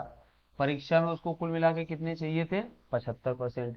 एक प्राप्त करने के लिए उसे शेष जो बचे हैं प्रश्न उसमें कितने प्रतिशत स्कोर करना पड़ेगा। ठीक है, तो सिंपल आपको है, सवाल समझ में आ गया होगा कि एक परीक्षा है उसमें 120 टोटल प्रश्न है, 60 प्रश्न वो करती है जिसमें उसके 65% मार्क्स आ पाते हैं। अब उसको पूरी परीक्षा में लाने हैं 75% मार्क्स, तो बचे हुए जो 60 प्रश्न है उसमें उसको कितना लाना पड़ेगा। इसको भी दो तरह से आप आराम से लगा सकते हैं। एक आपका बेसिक तरीका है, बेसिक में भी थोड़ा अच्छा है, और दूसरा आप एलिगेशन मेथड से लगा सकते हैं। इससे एलिगेशन मेथड से लगा सकते हैं। एलिगेशन मेथड कब लगता है, जब दो तरह की चीजें आपस में मिलती हैं और उनके मिश्रण से एक नई चीज बनती है, तो वहां पर एलिगेशन मेथड लग जाता है। जैसे एक है 10 रुपए वाली, 10 रुपए वाली क्या बोल दें, चाय बोल दें, 10 रुपए वाली चाय, एक है 20 रुपए वाली चाय। दोनों को समान मात्रा में अगर मिलाया जाए तो बताइए उनका अनुपात वो कितने रुपए में बन जाएगी। जैसे ये 10 रुपए किलो वाली है, ये 20 रुपए किलो वाली। 10 रुपए में कोई चाय आती है, नहीं आती, लेकिन फिर भी मान लो ये 10 रुपए किलो चाय है, ये 20 रुपए किलो चाय है, और दोनों चाय को हम बराबर अनुपात में मिला रहे हैं, बराबर मात्रा में मिला रहे हैं। तो यहाँ पर उसका मिलाने के बाद क्या उसका रेट बनेगा जाके। इस तरह के क्वेश्चन में क्या रहता है, एक चीज क्लियर रहती है कि जो मिनिमम वाला होता है, ये जो बीच वाला आता है दोनों का, वो मिनिमम से तो बड़ा होगा, और ये जो मैक्सिमम वैल्यू होती है इससे ये कैसा रहता है, छोटा रहता है। तो यहाँ पर हम कह सकते हैं कि x बड़ा होगा x-10, क्योंकि समान मात्रा है तो बराबर। 20 बड़ा होगा किससे, x से। x एक तरफ आ जाएगा 2x बराबर, और 10 उधर चला जाएगा 30, तो x का मान यहाँ पर कितना आ जाएगा 15। x का कितना मान आ जाएगा 15। ठीक है, तो आपको पता है कि उसका रेट क्या हो जाएगा 15 रुपए। ठीक है, ये होता है एलिगेशन। इसमें कभी कभी ये वाला दे देते हैं, ये पूछ देते हैं, कभी कभी ये सब दे देते हैं तो उनकी क्या पूछ देते हैं, मात्रा पूछ देते हैं। अनुपात यहाँ पर आ जाता है, एक की मात्रा वो दे रखे होते हैं 10 किलो है तो दूसरे की बताओ। ये आप समझ रहे होंगे कि इस तरह के एलिगेशन के सवाल होते हैं, बड़े अच्छे होते हैं, प्यारे सवाल होते हैं, बहुत जल्दी आंसर को ये देते हैं। ठीक है, चलिए अब यहाँ एलिगेशन कैसे लिख सकता है, पहले के में उसके कितने आए 65%, दूसरे भाग में कितने आने हैं हमें पता नहीं है। पहले में आए 65%, दूसरे में कितने आने हैं हमें पता नहीं है। हाँ, ओवरऑल कितने आने ये हमें पता है, कितने आने हैं 75%। अब आपको पता है जो 75% है वो 65 से तो ज्यादा ही है, लेकिन ये तो मान के चलिए क्योंकि उसने 65 लाया आधे भाग में और पूरे में 75 है, तो यहाँ जो दूसरा वाला भाग है उसमें उसको बहुत ज्यादा लाने पड़ेंगे, तभी वो 75 पूरे में कर पाएगा। तो 75 इससे तो छोटा होगा लेकिन 75 इससे बड़ा है। क्या कह सकते हैं, x-75 इज इक्वल टू, मात्राएं बराबर थी, बराबर 75 और -60। तो यहाँ क्या बचेगा, x बराबर यहाँ कितना हो जाएगा 10, और ये 75 उधर चला जाएगा, तो क्या बचेगा x बराबर 85%। यानी कि उसको बचे हुए आधे क्वेश्चंस में से जो बचे हैं उसमें कम से कम 85% लाना पड़ेगा, तब उसका ओवरऑल परसेंट कितना बनेगा 75% का बनेगा। दूसरा तरीका क्या है, आप सीधा सीधा कर लीजिए, 120 लिखिए, 120 को दो भागों में, 60 नंबर ये है और 60 नंबर नहीं सॉरी 60 प्रश्न ये है, 60 प्रश्न ये है। इस वाले में वो ला रहा है कितने परसेंट ला रहा है, 65% ला रहा है। 65% का मतलब कितने नंबर हो जाएंगे 65 और 60 का आप परसेंट निकालोगे तो ये हो जाएंगे 39। ठीक है, और इसमें हमें बताने हैं ओवरऑल उसका कितना आ रहा है, 120 का 75% बन रहा है, और 75% 120 का कितना हो जाएगा, 90 नंबर। तो 90 नंबर उसको लाने हैं। आए कितने हैं, 39। तो कम कितने रह गए हैं, 39 माइनस कर दीजिए तो ये बचेंगे 51। यानी 51 मार्क्स उसको लाने हैं, और वो 51 मार्क्स किससे लाने हैं, 60 से। ये जो 51 मार्क्स हैं ये किससे लाने हैं, यहाँ तो आने थे वो आ चुके 39 नंबर, उसको लाने टोटल 90 नंबर है, 51 नंबर अभी कम पड़ रहे हैं, क्वेश्चन बचे हैं मात्र 60। तो 51 नंबर 60 से लाने हैं, कितने प्रतिशत लाने हैं, यहीं से आप निकाल सकते हैं कि उसका प्रतिशत कितना बनेगा। ठीक है, 6 10 और 17 तिया 51 और 17 पना 85% उसको लाने पड़ेंगे। ठीक है, अगला देखिए क्वेश्चन है, यदि 5 क्रमिक संख्याओं का औसत 33 है। देखो क्रमिक संख्याएं हैं मतलब एक के बाद एक है, औसत 33 है, तो उन क्रमिक संख्याओं में सबसे बड़ी संख्या क्या होगी। अगर आप लिखिए 1 2 3 4 5, 5 संख्याएं लिखी हैं। जब विषम संख्याएं होती हैं तो आधी इधर चली जाती हैं आधी उधर चली जाती हैं, और जो बीच की संख्या होती है यही उनका क्या हो जाता है, औसत हो जाता है। ठीक, यहाँ पर क्या करना है, 5 क्रमिक संख्या, आप चाहो तो x plus 1, x plus 2, x plus 3 और x प्लस 4 मान सकते हो, और क्या कर सकते हो, इनको जोड़ सकते हो, और क्या कर सकते हो, बराबर 33 औसत था तो 5 का गुणा कर सकते हो। जब आप 5 का गुणा करोगे 33 में तो एक मान प्राप्त होगा आपको, और इन सबको जोड़ के आपको किसकी वैल्यू प्राप्त हो जाएगी, बताइए, x की वैल्यू आपको प्राप्त हो जाएगी। इस तरह से आप इसको लगा सकते हैं। दूसरा तरीका क्या है, जो औसत है, अगर विषम संख्याएं हैं, कौन सी हैं, देखो 5 संख्या थी विषम है, तो औसत 20 का होगा, जितनी इधर है उतनी इधर लिख दो 34 और 35, और आधी इधर लिख दो 32 और 31। यानी सबसे बड़ी ये, सबसे छोटी ये, पूछा क्या जा रहा है, सबसे बड़ी 35। जैसे लगाना चाहो वैसे आप इसको लगा सकते। अगला है, भाजक भागफल का 24 गुना है और शेष फल का 8 गुना है। पहले तो समझ लीजिए कौन क्या होता है। यहाँ पर जिससे हम भाग लगाते हैं वो भाजक कहलाता है, ऊपर जो आता है या इधर जो आता है वो क्या होता है, भाग फल कहलाता है, नीचे जो हमें प्राप्त होता है बचा हुआ उसे क्या कहते हैं, शेष कहते हैं, और यहाँ जो होता है उसे क्या कहते हैं, भाज्य, जिसमें भाग दिया जा रहा है। अब इसमें रिलेशन कुछ दिया जा रहा है, और इनका रिलेशन वास्तव में क्या होता है, अगर हमसे भाज्य पूछा जाए तो भाज्य बराबर क्या होता है, भाज्य बराबर होता है भाजक में गुणे, भाजक मतलब जिससे भाग दिया जा रहा है, में गुणे किसका होता है बताओ, भागफल, भागफल, और जो चीज एक्स्ट्रा बचती है शेष, उसको हम इसमें क्या कर देते हैं, जोड़ देते हैं। तो हमें यही चाहिए, लाभांश चाहिए, तो भाजक के लिए, भाज्य के लिए हमें क्या करना पड़ेगा, हमें ये प्रक्रिया करनी पड़ेगी, हमें भाजक चाहिए, भागफल चाहिए, शेषफल चाहिए। जरा देखते हैं कैसे मिलेगा। भाजक भागफल का 24 गुना है, जो भाजक है ये भागफल का कितने गुना है, 24 गुना है। ठीक है, भाजक भागफल का 24 गुना है, और शेष फल का 8 गुना है। यही भाजक, जो ये भाजक है, ये शेष फल का कितना गुना है, 8 गुना है। आगे देखिए, यदि भागफल 18 हो, ये अच्छी बात है कि इन्होंने भागफल का मान दे दिया है, और वो भी कितना दे दिया है, 18 18 दिया है। ठीक है, तो अब हमें सभी प्राप्त हो सकते हैं। कैसे, अगर ये 18 है तो बताओ भाजक क्या होगा, आप कहोगे 18, क्योंकि 24 गुना है तो भाजक क्या हो जाएगा, गुणे 24। फिर हम पूछे शेष क्या होगा, तो आप कहोगे जो भाजक था वो शेष फल का 8 गुना था, तो आप भाजक में 8 का भाग लगा दीजिए, यानी कि शेष फल क्या हो जाएगा, जो भाजक है 18 गुणे 24 है, इसमें आप कितने का भाग लगा दीजिए, 8 का, तो ये कितना आ जाएगा, तिया 18 तिया 54, 54 आ जाएगा शेषफल।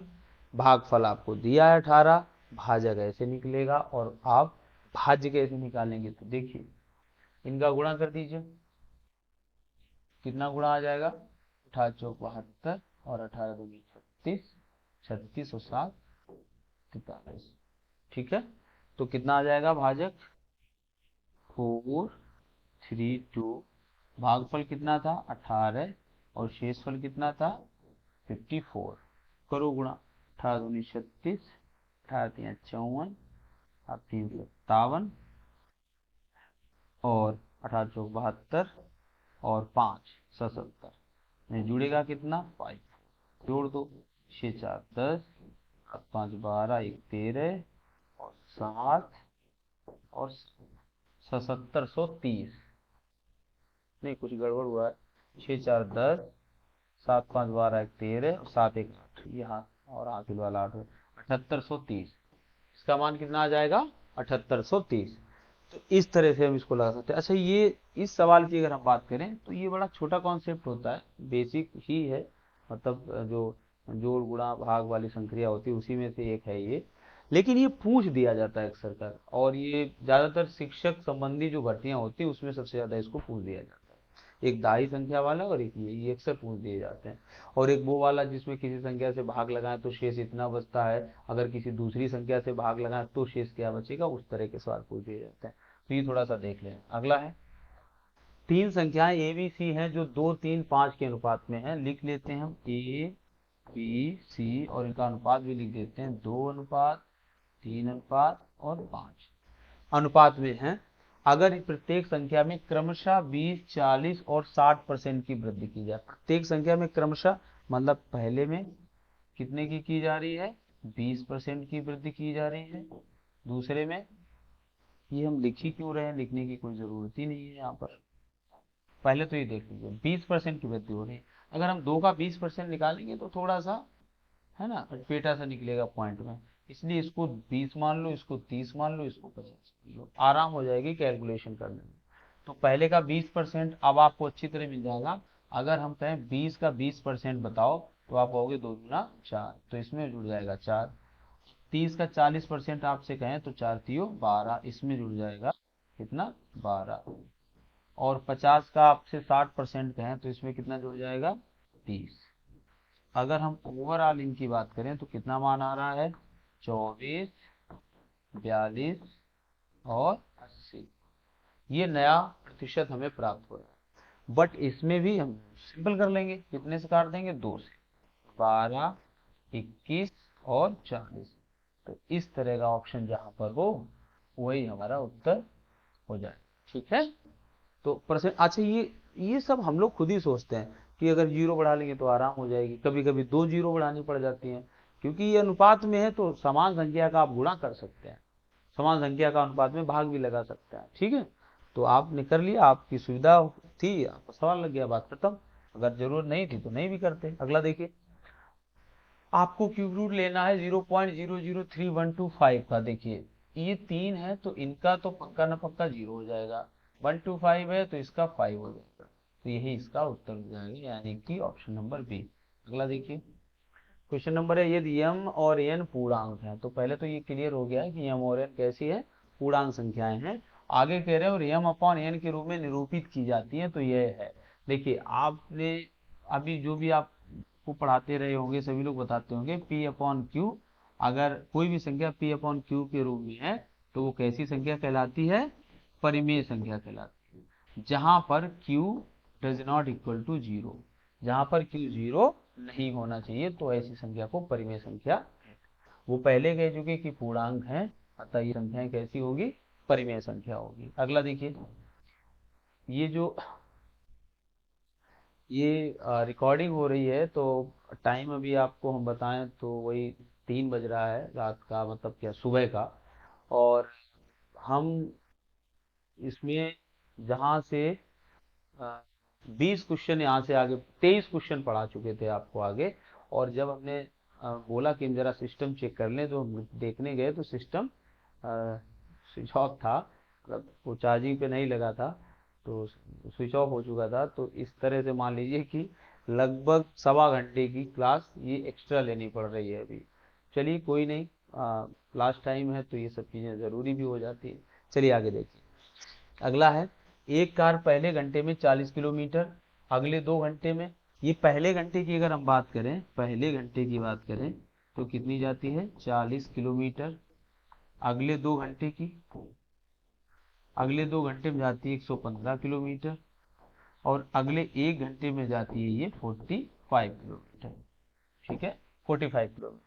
औसत गति बताइए। देखिए औसत गति वो क्यों पूछ रहा है, क्योंकि बहुत सारी गतियां दी है ना, बहुत सारी चीजें इन्वॉल्व हैं, तो इसलिए एवरेज पूछ रहा है।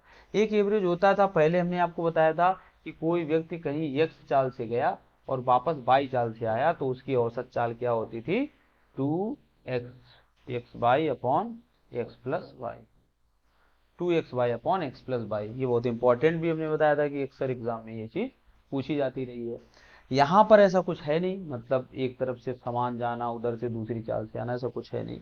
कई सारे समय हैं, कई सारी चालें हैं। तो बस औसत चाल कैसे निकालेंगे हम, औसत चाल बराबर कुल दूरी, कुल चली गई क्या दूरी, बटे कुल लगा समय, कुल समय। देखिए कुल दूरी कितनी है, आप जोड़ लीजिए, 40 प्लस 115 और प्लस 45, तो कितना हो जाएगा, 115 पता 160, 40 200,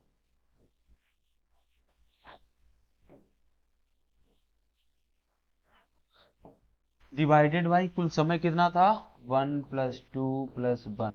अब देखिए दोबारा ये कितना हो जाएगा, 200, और 200/4, तो कितनी आ जाएगी, 50 किलोमीटर पर, 50 किलोमीटर पर आवर इसका मान आ जाएगा। ठीक है, अगला देखिए। अगला है, मिलन ने 1 रुपए में 10 टॉफी खरीदी। तो 10 टॉफी कितने की खरीदी है, 10 टॉफी खरीदी है 1 रुपए की। ठीक है, और 25% के लाभ के लिए, 25% लाभ कमाने के लिए उसे वो बेचना चाहता है।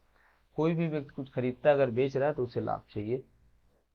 ये क्वेश्चन गलत हो जाता है कुछ लोगों से, सबसे नहीं। जब वो ऐसे करते हैं कि 10 टॉफी खरीदी है, 100 वाला दिया है, और हमें कितना चाहिए, 25% लाभ, मतलब 125 वाला। जब हम ऐसे करते हैं तो ये सवाल हमारा कैसा हो जाता है, गलत। क्योंकि आप 10 टॉफी खरीदोगे और 10 से ज्यादा अगर बेचोगे आप 1 रुपए में, तो फिर जाहिर सी बात है आप घाटा ही उठाने वाले हो, फायदा नहीं होगा। तो यहाँ 10 टॉफी का मूल्य है 1 रुपया, तो एक टॉफी का मूल्य कितना हो जाएगा, एक टॉफी का मूल्य हो जाएगा 1/10 रुपया। ठीक है, यहाँ तक 1/10 रुपया एक टॉफी का मूल्य है, मतलब कौन वाला, क्रय मूल्य है। कैसा वाला, क्रय। आपको लाभ चाहिए, तो क्रय तो होता है हमेशा कौन वाला, 100 वाला, और विक्रय कितना होगा, 125 वाला। 25 पंचे 25 चक्कू 5 एकन 5 मिलियन 10, 1/8। मतलब हुआ कि अब वो क्या करेगा, एक की जगह 8 टॉफी अगर बेचेगा, जो 10 बेच रहा था उसकी 10 खरीद के लाया, अब वो अगर 8 बेचेगा तो उसको कितने परसेंट का लाभ होगा, उसको 25% का लाभ मिल जाए। ठीक है, इसको देख लेना आप। अगला देखिए, 1 से 100 तक 7 के ऐसे कितने गुणज हैं जो 4 के गुणज नहीं। देखो पहले तो ये कह रहा है कि 1 से लेके 100 तक हमें ऐसे गुणज बताइए, गुणज बताइए जो किसके गुणज हो, एक्चुअली 7 के गुणज हो। हम या तो 1 से लेके 100 तक ऐसी संख्याएं देखें कि कौन कौन सी 7 से कटती हैं, या सीधा हम क्या करें, 100/7 कर दें, और हम देख लें कि इसका मान आएगा 98 14, 14 मान आएगा। तो 14 संख्याएं ऐसी निकलेंगी 1 से लेके 100 तक में, जो किससे कटेंगी, 7 से कटेंगी। ठीक, कंडीशन ये है कि वो 4 से ना कटें। अब कुछ संख्याएं ऐसी होती हैं 7 से कटने वाली, जो 4 से भी कटती हैं। फॉर एग्जाम्पल 28, 56, कई सारी है। तो ये संख्याएं आपको नहीं उसमें काउंट करनी, इनको अलग करना है। अब अलग कैसे करेंगे, या तो हम देखेंगे जो 7 से कटती है 4 से कौन सी कटती है। इससे बेटर है, ये तो चलो 100 तक है हम देख भी लेंगे, लेकिन अगर कहीं ज्यादा आ जाए संख्या, 1000 2000 5000 कुछ भी आ जाए, वहां पर कैसे अगर हमें अलग करना हो तो कैसे करेंगे। तो हम 100 तक में ये देख लेंगे कि 4 और 7 के जो लासा है, यानी 28, तो 28 से कितनी संख्याएं कटती हैं, बस उनको हटा देंगे। तो 100 तक में 28 से कटने वाली संख्याएं आप देखोगे तो पूर्ण रूप से कितनी संख्याएं मिलेंगी, 3 संख्याएं मिलेंगी। यानी 3 संख्याएं अगर हम इससे हटा दें तो संख्याएं बचेंगी 11। 11 ऐसी संख्याएं होंगी जो 7 से तो कटेंगी लेकिन 4 से नहीं कटेंगी। यानी हमारा उत्तर हो जाएगा 11। ठीक है, अगला देखिए। अगला है ए के वेतन का 2 गुना बी के वेतन के 5 गुने के बराबर है। ए के वेतन का 2 गुना बी के वेतन के 5 गुने के बराबर है, और बी के वेतन का 4 गुना, और बी के वेतन का 4 गुना सी के वेतन के 2 गुने के बराबर है। आगे कह रहा है सी का वेतन दिया है कितना है, 1600 रुपए, और किसका पूछा जा रहा है, ए का वेतन क्या। चलिए इनको एक साथ कर लेते हैं। ए और बी का अनुपात क्या हो जाएगा, यहाँ से ए और बी का अनुपात। आपको पता है ए का मान है 5 और बी का मान कितना है 2। ठीक है, तो कितना हो जाएगा 5:2। और यहाँ से बी रेशियो सी क्या हो जाएगा, यहाँ पर बी का मान है 2 और सी का मान है 4, तो 2:4। 2:4। ठीक है, सी के वेतन के 2 गुने के बराबर है बिकॉज। ठीक, अब इसको देखता है तो क्या हो जाएगा, ए अनुपात बी अनुपात सी बराबर। यहाँ एक अच्छी बात है कि बी का अनुपात जो है वो दोनों जगह कॉमन है, तो हमें इनको आपस में इंटर रिलेट करने में कोई प्रॉब्लम नहीं आएगी, किसी प्रकार का ना कोई गुणा करना पड़ेगा ना समान करना पड़ेगा, तो सीधा हो जाएगा 5:2:4। ठीक है, अब देखते हैं, यहाँ पर दिया था सी का वेतन, तो सी का वेतन कितना दिया था, 1600 रुपये, तो सी के वेतन के बराबर उसको कर देंगे 1600 रुपये। जब 4 का मान है एक, 4 का मान है 1600, एक का मान कितना हो जाएगा 400, और पूछ किसका रहा है, एक, ए का मान कितना हो जाएगा, यानी 5 बराबर क्या हो जाएगा 2000। तो यहाँ पर ए का वेतन आ जाएगा 2000। ठीक है, अच्छा ये कैसे होता है, तो आपको पता ही, ये अगर ए इधर लिखा है तो ए बटे ये नीचे वाला बी आ जाए, और 5 वहां पर है तो ये 2 नीचे चला जाएगा, तो हो गया ना ए का मान 5 और बी का मान 2। ये रेशियो का छोटी सी बात है, सभी को पता होगी। आगे देखता है, अगला है 1 सेकेंड 1 घंटे का कितना दशमलव होता है। तो ये कितना होता है, इस बात को समझ लीजिए कैसे निकालेंगे। ये बिल्कुल वैसे ही है कि 1 ग्राम 1 किलो का अगर हम निकालें कितना दशमलव होता है, तो यही इस तरह से निकालेंगे, और अगर प्रतिशत पूछ दिया जाए तो इसी में 100 का गुणा कर देंगे। ये होता है, यही यहाँ पर कॉन्सेप्ट लगेगा। किस तरह से देखिए,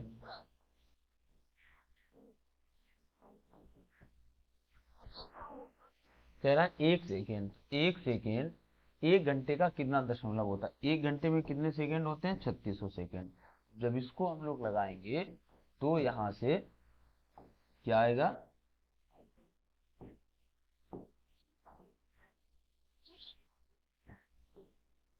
10,000।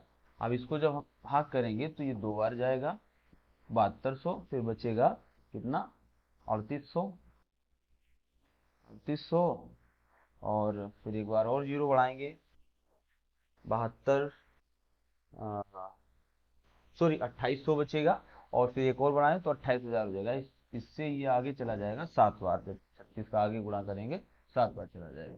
तो हमारा उत्तर कौन सा हो जाएगा, सी। कैलकुलेशन है, कुछ ऐसा है नहीं, आप खुद ही देख सकते हैं उसको। अगला देखिए, यहाँ टाइम इतना नहीं होता कि हम लोग कैलकुलेशन करें, आगे बढ़िए। एक्स का 22% बराबर है बाई के 30% के।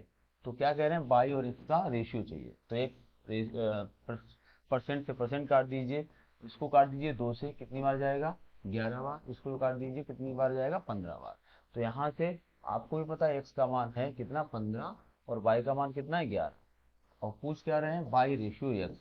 तो by ratio X equal to हो जाएगा, एक्स का कितना था 15, सॉरी बाई का पहले लिखना है, तो बाई का कितना मान था, बाई का था 11, 11 और एक्स का कितना था 15, 11:15 कहीं पर है बी, यही इसका आंसर हो जाएगा। अगला देखिए, लगातार 3 संख्याओं का योग 96 है, इन 3 संख्याओं में से सबसे बड़ी संख्या कौन सी है। आप चाहो तो इसको लगा सकते हो x+x+1 प्लस x+2। लगातार 3 संख्याओं का योग, लगातार हो गई पहली दूसरी तीसरी, और बराबर कर सकते हैं किसके, 96 के, और यही से ये लग जाएगा 3x+3 = 96, x = 93/3, कितना हो जाएगा 31।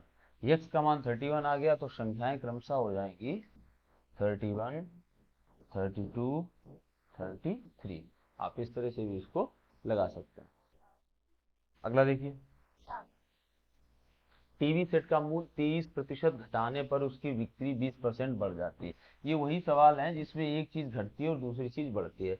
और पूछेंगे आय पर क्या फर्क पड़ेगा। तो आय दो चीजों पे डिपेंड करती है, एक तो उसकी बिक्री पर डिपेंड करेगी और दूसरा उसके मूल्य पर डिपेंड करेगी। इन दोनों पे डिपेंड करती है क्या, आय। अगर एक चीज बढ़ेगी तो भी आय बढ़ेगी, दूसरी चीज बढ़ेगी तो भी आय बढ़ेगी, दोनों पे डिपेंड करेगी। तो यहाँ पर एक तो तरीका है कि आप m plus N plus M N upon 100 वाला फॉर्मूला लगा के आप इसको लगा दीजिए। m का मान और n का मान इन्हीं में से रख दीजिए। पहला m अगर मान लेते हैं तो कितना है, घट रहा है तो -30, दूसरा 20% बढ़ रहा है तो 20, फिर से mn का गुणा है और एक माइनस एक प्लस है तो यहाँ पर भी कितना आ जाएगा, -30 में गुणा 20/100। ठीक है, ये सब कट जाएंगे, -10 इधर हो जाएगा -6, तो बचेगा -16, यानी 16% की क्या हो रही है, कमी हो रही है। किसमें, उसकी आय में। अगर वो टीवी सेट का मूल्य 30% घटा देता है, भले ही उसकी बिक्री क्यों ना 20% बढ़ जाए, फिर भी उसको लॉस ही होगा। कितने परसेंट का, 16% का। दूसरा इसका तरीका क्या है, 10% मूल्य क्या हो रहा है, 10% घट रहा है। तो अगर मूल्य हम माने कि 10 था तो घट के कितना हो गया होगा, 7 हो गया होगा, ये मूल्य में हो रहा है। और उसकी जो बिक्री है, बिक्री में क्या हो रहा है, बिक्री 20% बढ़ रही है, मतलब 5 की जगह कितनी हो रही है, 6।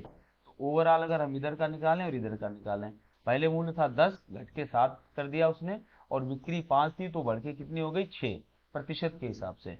अब कितना हो जाएगा, यहाँ पर उसकी आय क्या बनेगी, 10×50, और यहाँ कितनी बनेगी, 7×42। ठीक है, तो कितने की यहाँ पर कमी हो रही है, आप देखोगे 8 की। कहाँ से, 50 से। कितने प्रतिशत की, गुणे 100। इसको काटेंगे तो आपका आंसर कितना आ जाएगा, 16%। ठीक है, आपको कॉन्सेप्ट समझ में आया होगा। अगला देखिए, अगला है, यदि एक संख्या को 3 से विभाजित किया जाता है, 3 से विभाजित किया जाता है तो शेषफल 2 बचता है। शेषफल कितना बचता है, 2 बचता है। इस संख्या में 5 जोड़ दिया जाए तो देखिए मेन यहाँ पर बात है, ये बहुत इंपॉर्टेंट सवाल है। ऐसे सवाल अक्सर पूछे जाते हैं कि किसी संख्या में एक संख्या से भाग बताया जाता है, फिर कुछ शेष बचता है, उसमें फिर किसी दूसरी संख्या का भाग लगवाया जाता है, तब शेष पूछा जाता है। तो ऐसे बहुत सारे सवाल कई सारे एग्जाम्स में पूछे जा चुके हैं, जरा इसको ध्यान से देख लीजिए। क्या था, 3 से भाग देने पर कितना बचता है, 2 बचता है। ठीक है, और अगर इसमें 5 उस संख्या में जोड़ दिया जाए तो आपको भी पता है कि 2 तो शेष बचा था, और अगर उसी संख्या में 5 जोड़ दिया जाएगा तो कितना उसका मान हो जाएगा, 7। और 7 होने पर वो 3 से तो शेष तो रहेगी नहीं, क्योंकि 3 तो खुद ही छोटा है उससे। 3 का अगर भाग फिर से लग जाएगा तो 3 दूनी 6, तो कितना बचेगा, तो अब जो वर्तमान शेष बचेगा वो कितना बचेगा, 1। तो 3 विभाजित किया जाता है तो शेषफल कितना होगा, तो उत्तर हो जाएगा 1 होगा। अगला देखिए, अगला क्वेश्चन है, ए बी से 25% अधिक और 20, अच्छा ठीक है, ए और बी, क्या कह रहा है, ए बी से 25% अधिक, तो ये अगर है 100 तो ये हो जाएगा 125, 25% अधिक हो गया ए बी से। बी सी से 40% कम, और अगर बी सी में देख लें तो बी सी से 40% कम है। सी से 40% ये कितना है, कम है, यानी ये 60 होगा, और ये कितना होगा, 100। 40% कम हो गया सी से। और सी और डी में क्या रिलेशन दिखा रहे हैं, सी और डी में क्या रिलेशन दिखा रहा है, सी सी डी से 30% अधिक है। सी जो है वो डी से 30% अधिक है। 30% अधिक का मतलब क्या हो जाएगा, 130। सी डी से 30% अधिक है, तो ये 30% ज्यादा है, ये 100। अब इनको थोड़ा सा सरल कर लेते हैं, 5 आ जाएगा, यहाँ पर 4 आ जाएगा, यहाँ पर 3 आ जाएगा, और यहाँ पर 5 आ जाएगा। यहाँ पर कितना आ जाएगा, 13 आ जाएगा, और यहाँ पर कितना आ जाएगा, 10। ये इनके रेशियो बने, जरा एक तरफ से लिख देते हैं इनको, A ratio B 5:4, B ratio C 3:5, और सी रेशियो डी बराबर 13:10। देखो यहाँ पर आगे पूछ क्या रहा है, तो ए डी से कितने प्रतिशत कम है। ए का मान किससे पूछ रहे हैं, डी से। ए जो है वो डी से कितना कम है, पूछ रहे हैं ए डी से कितने प्रतिशत कम है। तो हमें भी इसके लिए मान दो ही चाहिए, एक ए का और डी का। इसको जब ये चार संख्याओं के अनुपात आपस में जुड़े होते हैं, और अगर हमें यहाँ पर ए अनुपात बी अनुपात सी अनुपात डी ज्ञात करना हो, तो अभी तो सिर्फ हम बताए दे रहे हैं क्योंकि सवाल में वो पूछा नहीं गया है। ए के अनुपात के लिए आप इनका इनका गुणा कर लेते हैं, इनका इनका गुणा ए के अनुपात के लिए कर लेते हैं। बी के लिए जो ए का निकल आएगा, फिर आगे इसका इसका अनुपात निकाल लेते हैं, और अगला अनुपात किससे आता है, इनसे, और इनसे मिलके आ जाता है, और जो डी की वैल्यू आती है वो किससे आती है, इन तीनों से आती है। फिलहाल हमें ए और डी का मान चाहिए, तो मतलब हम एक तरफ की संख्याओं का गुणा कर लें और दूसरी तरफ की संख्याओं का अलग अलग गुणा कर लें, यही ए और डी के मान हो जाएंगे, क्योंकि अंदर के मान हमें चाहिए नहीं, तो अभी हम उसको निकाल भी नहीं रहे हैं। ठीक है, चलिए, तो ए रेशियो डी बराबर क्या हो जाएगा, एक तरफ के हो जाएंगे 5 × 3 × 13 रेशियो डी का मान क्या हो जाएगा, 4 × 5 × 10। हम आपको ये बता रहे थे कि अगर आपको ए अनुपात बी अनुपात सी अनुपात डी निकालना हो तो कैसे निकलेगा, तो एक तरफ ये सभी का गुणा करेंगे वो ए का मान हो जाएगा, फिर इसको छोड़ देंगे, इसका इसका इसका गुणा करेंगे वो बी का मान हो जाएगा, फिर इसको भी छोड़ देंगे, इसका इसका इसका गुणा करेंगे वो सी का मान हो जाएगा, तीनों छोड़ देंगे और इनका इनका इनका करेंगे तो किसका हो जाएगा, डी का। हमें अभी चाहिए केवल ए डी में रिलेशन, तो हम केवल ए डी का निकाल रहे हैं, मतलब एक तरफ का गुणा ए का हो गया और दूसरी तरफ का गुणा डी का हो गया। ठीक है ना, आगे देखिए, 5 से 5 कट गया, इधर कितना हो गया 39 हो गया, और इधर कितना हुआ 40 हो गया। तो आप देखेंगे कि ये निकली है वैल्यू ए की और ये निकली है वैल्यू डी की, तो यहाँ पर ए कितना कम है, एक कम है, एक कम है, और किससे कम है, डी से, यानी 40 से कितने प्रतिशत कम है, और प्रतिशत के लिए कितने का गुणा कर देते हैं, 100 का गुणा कर देते हैं, तो यहाँ से मान आ जाएगा 2.5। ठीक है, अगला देखिए, अगला क्वेश्चन है संख्या 11, एक संख्या दी है 1190 में स्टार की जगह क्या होगा, यदि ये संख्या किससे विभाजित होती है, 9 से विभाजित होती है, तो स्टार की जगह क्या आएगा। देखिए 9 से कटने वाली कोई भी संख्या है तो उसकी विभाजिता का नियम क्या होता है, 9 से विभाजित होने के लिए शर्त ये होती है कि उसके जितने भी अंक हैं उन सभी अंकों का योग भी 9 से कटना चाहिए, तो यही इसकी शर्त होती है। देख लेते हैं, एक और एक जोड़ेंगे 2, 9 2 11, जीरो तो जीरो ही रहेगा, 11 और 6 17, 11 6 17 होता है, और यहाँ स्टार की जगह हम कितना कर लें, हमें अगर 18 मिल जाए, 9 से कटता है तो ये पूरी संख्या 9 से कट जाएगी, यानी इसकी जगह पर अगर हम 1 रख दें तो ये इन सभी अंकों का योगफल कितना हो जाएगा, 18 हो जाएगा, जो कि 9 से कटता है, तो यानी कि मिनिमम संख्या इसकी जगह क्या रखी जाएगी, 1 रखी जाएगी। ठीक है, अगला देखिए, अगला है 48,000 रुपए की राशि को दो भाइयों में अनिल और आदित्य में कितने अनुपात में बांटा जा रहा है, 11:13 में बांटा जा रहा है, और राशि कितनी 48,000 रुपए। बड़ा आदित्य का हिस्सा, वो बहुत ही छोटा बच्चों वाला सवाल है, तो 11:13 अनुपात में 48,000 को बांटना है, 11:13 कितना होता है 24, और 24 कितनी बार जाएगा, 2,000 बार, तो अब इनके हिस्से अलग अलग हो जाएंगे, 11 वाले का होगा 22,000 रुपए और 13 वाला का होगा कितना 26,000। ठीक है, अनुपात था छोटा सा। अगला देखिए, ए का वेतन बी से 80% अधिक है, ये ए हो गया, ये बी हो गया, ए का वेतन बी से 80% अधिक है। ठीक है, तो इसका अगर 100 है तो इसका कितना हो जाएगा 180।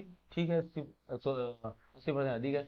एक साल के बाद ए का वेतन 20% बढ़ जाता है, एक साल के बाद क्या होता है, ए का वेतन कितने परसेंट बढ़ जाता है, 20% जो है ये बढ़ जाता है, तथा ए और बी के वेतन का अनुपात 2:1 हो जाता है। ठीक है, तो पहले देखें बढ़ने के बाद कितना हो रहा है ये, तो इसमें कितना जुड़ जाएगा, एक्चुअल में प्लस जुड़ जाएगा, 0 18 दूनी 36 और जुड़ जाएगा, तो इसका मान कितना हो जाएगा 6 8 3 11 और 1 1 2, 216 हो जाएगा। सवाल को थोड़ा सा फिर से समझ लीजिए, ए का वेतन बी से 80% अधिक है, ए का वेतन बी से 80% अधिक हमने कर लिया, 80% अधिक है, ये 100 है तो ये 180 कर लिया, अधिक है।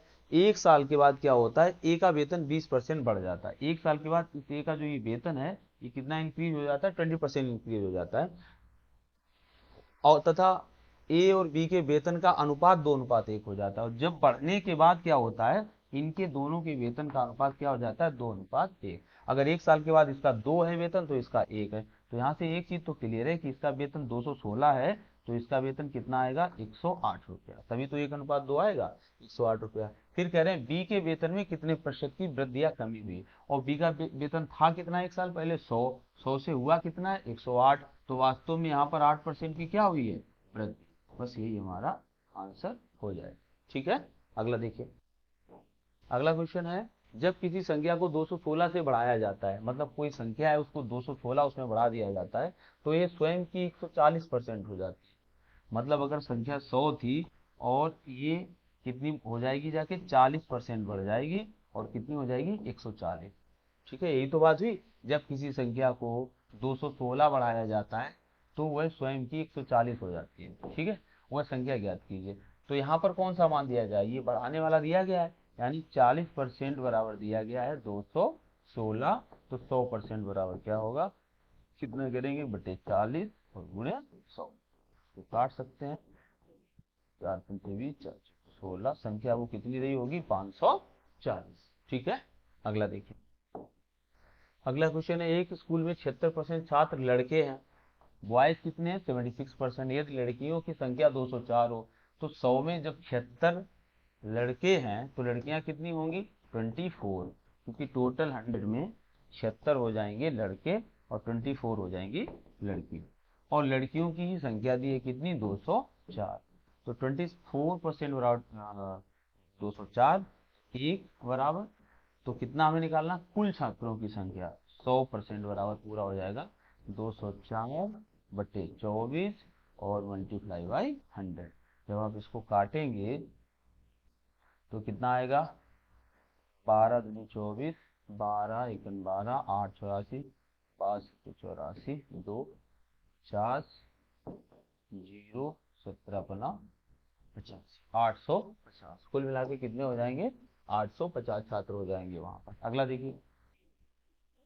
अगला है, यदि कोई संख्या 10% बढ़ा देने से 242 हो जाती है। 10% बढ़ाई मतलब 100 की 10% बढ़ाई तो कितनी की होगी, 110, तब वो 242 हो जाती है। संख्या को 10% बढ़ाने से वो कितनी हो जाती है, 242 हो जाती है। मूल संख्या बताओ। तो 242 यानी कि यही दी है, 110 का मान दिया है 242, तो एक का मान कितना हो जाएगा, 242 बटे 110। 100 का मान कितना हो जाएगा, गुणे 100। अब इसको काटेंगे, 11 दूनी 22 और 11 दूनी 22। ठीक है, कितना आ जाएगा, 220। तो मूल संख्या क्या रही होगी, 220 रही होगी। आगे देखता हूँ। अगला है, यदि किसी आयत की लंबाई 40% तक बढ़ा दी जाती है, देखो फिर से लंबाई में वृद्धि देख रहे हैं, 40% बढ़ा दी जाती है और चौड़ाई 20% तक घटा दी जाती है, आयत का क्षेत्रफल कितनी परसेंट बढ़ या घट जाएगा। तो वही है, सापेक्ष वृद्धि क्या हो जाएगी, m plus n plus M N upon 100 लगा दीजिए इसमें। m का मान कितना है, 40, क्या है, लंबाई बढ़ाई जा रही है 40 और चौड़ाई कम की जा रही है, माइनस 20, और यहाँ प्लस माइनस का गुणा पहले ही बता चुके, माइनस हो जाएगा 40 गुणा 20 बटे 100, 0 0 कट जाएंगे, यहाँ से बचेगा 20 और माइनस 4 दूनी 8। तो वास्तव में 12% की इसमें क्या हो जाएगी, वृद्धि हो जाएगी। तो कहीं दिया है 12% की वृद्धि। दूसरा इसका तरीका क्या है कि क्षेत्रफल आपको पता है दो चीजों पर डिपेंड करता है, आयत का लंबाई पे और चौड़ाई पे।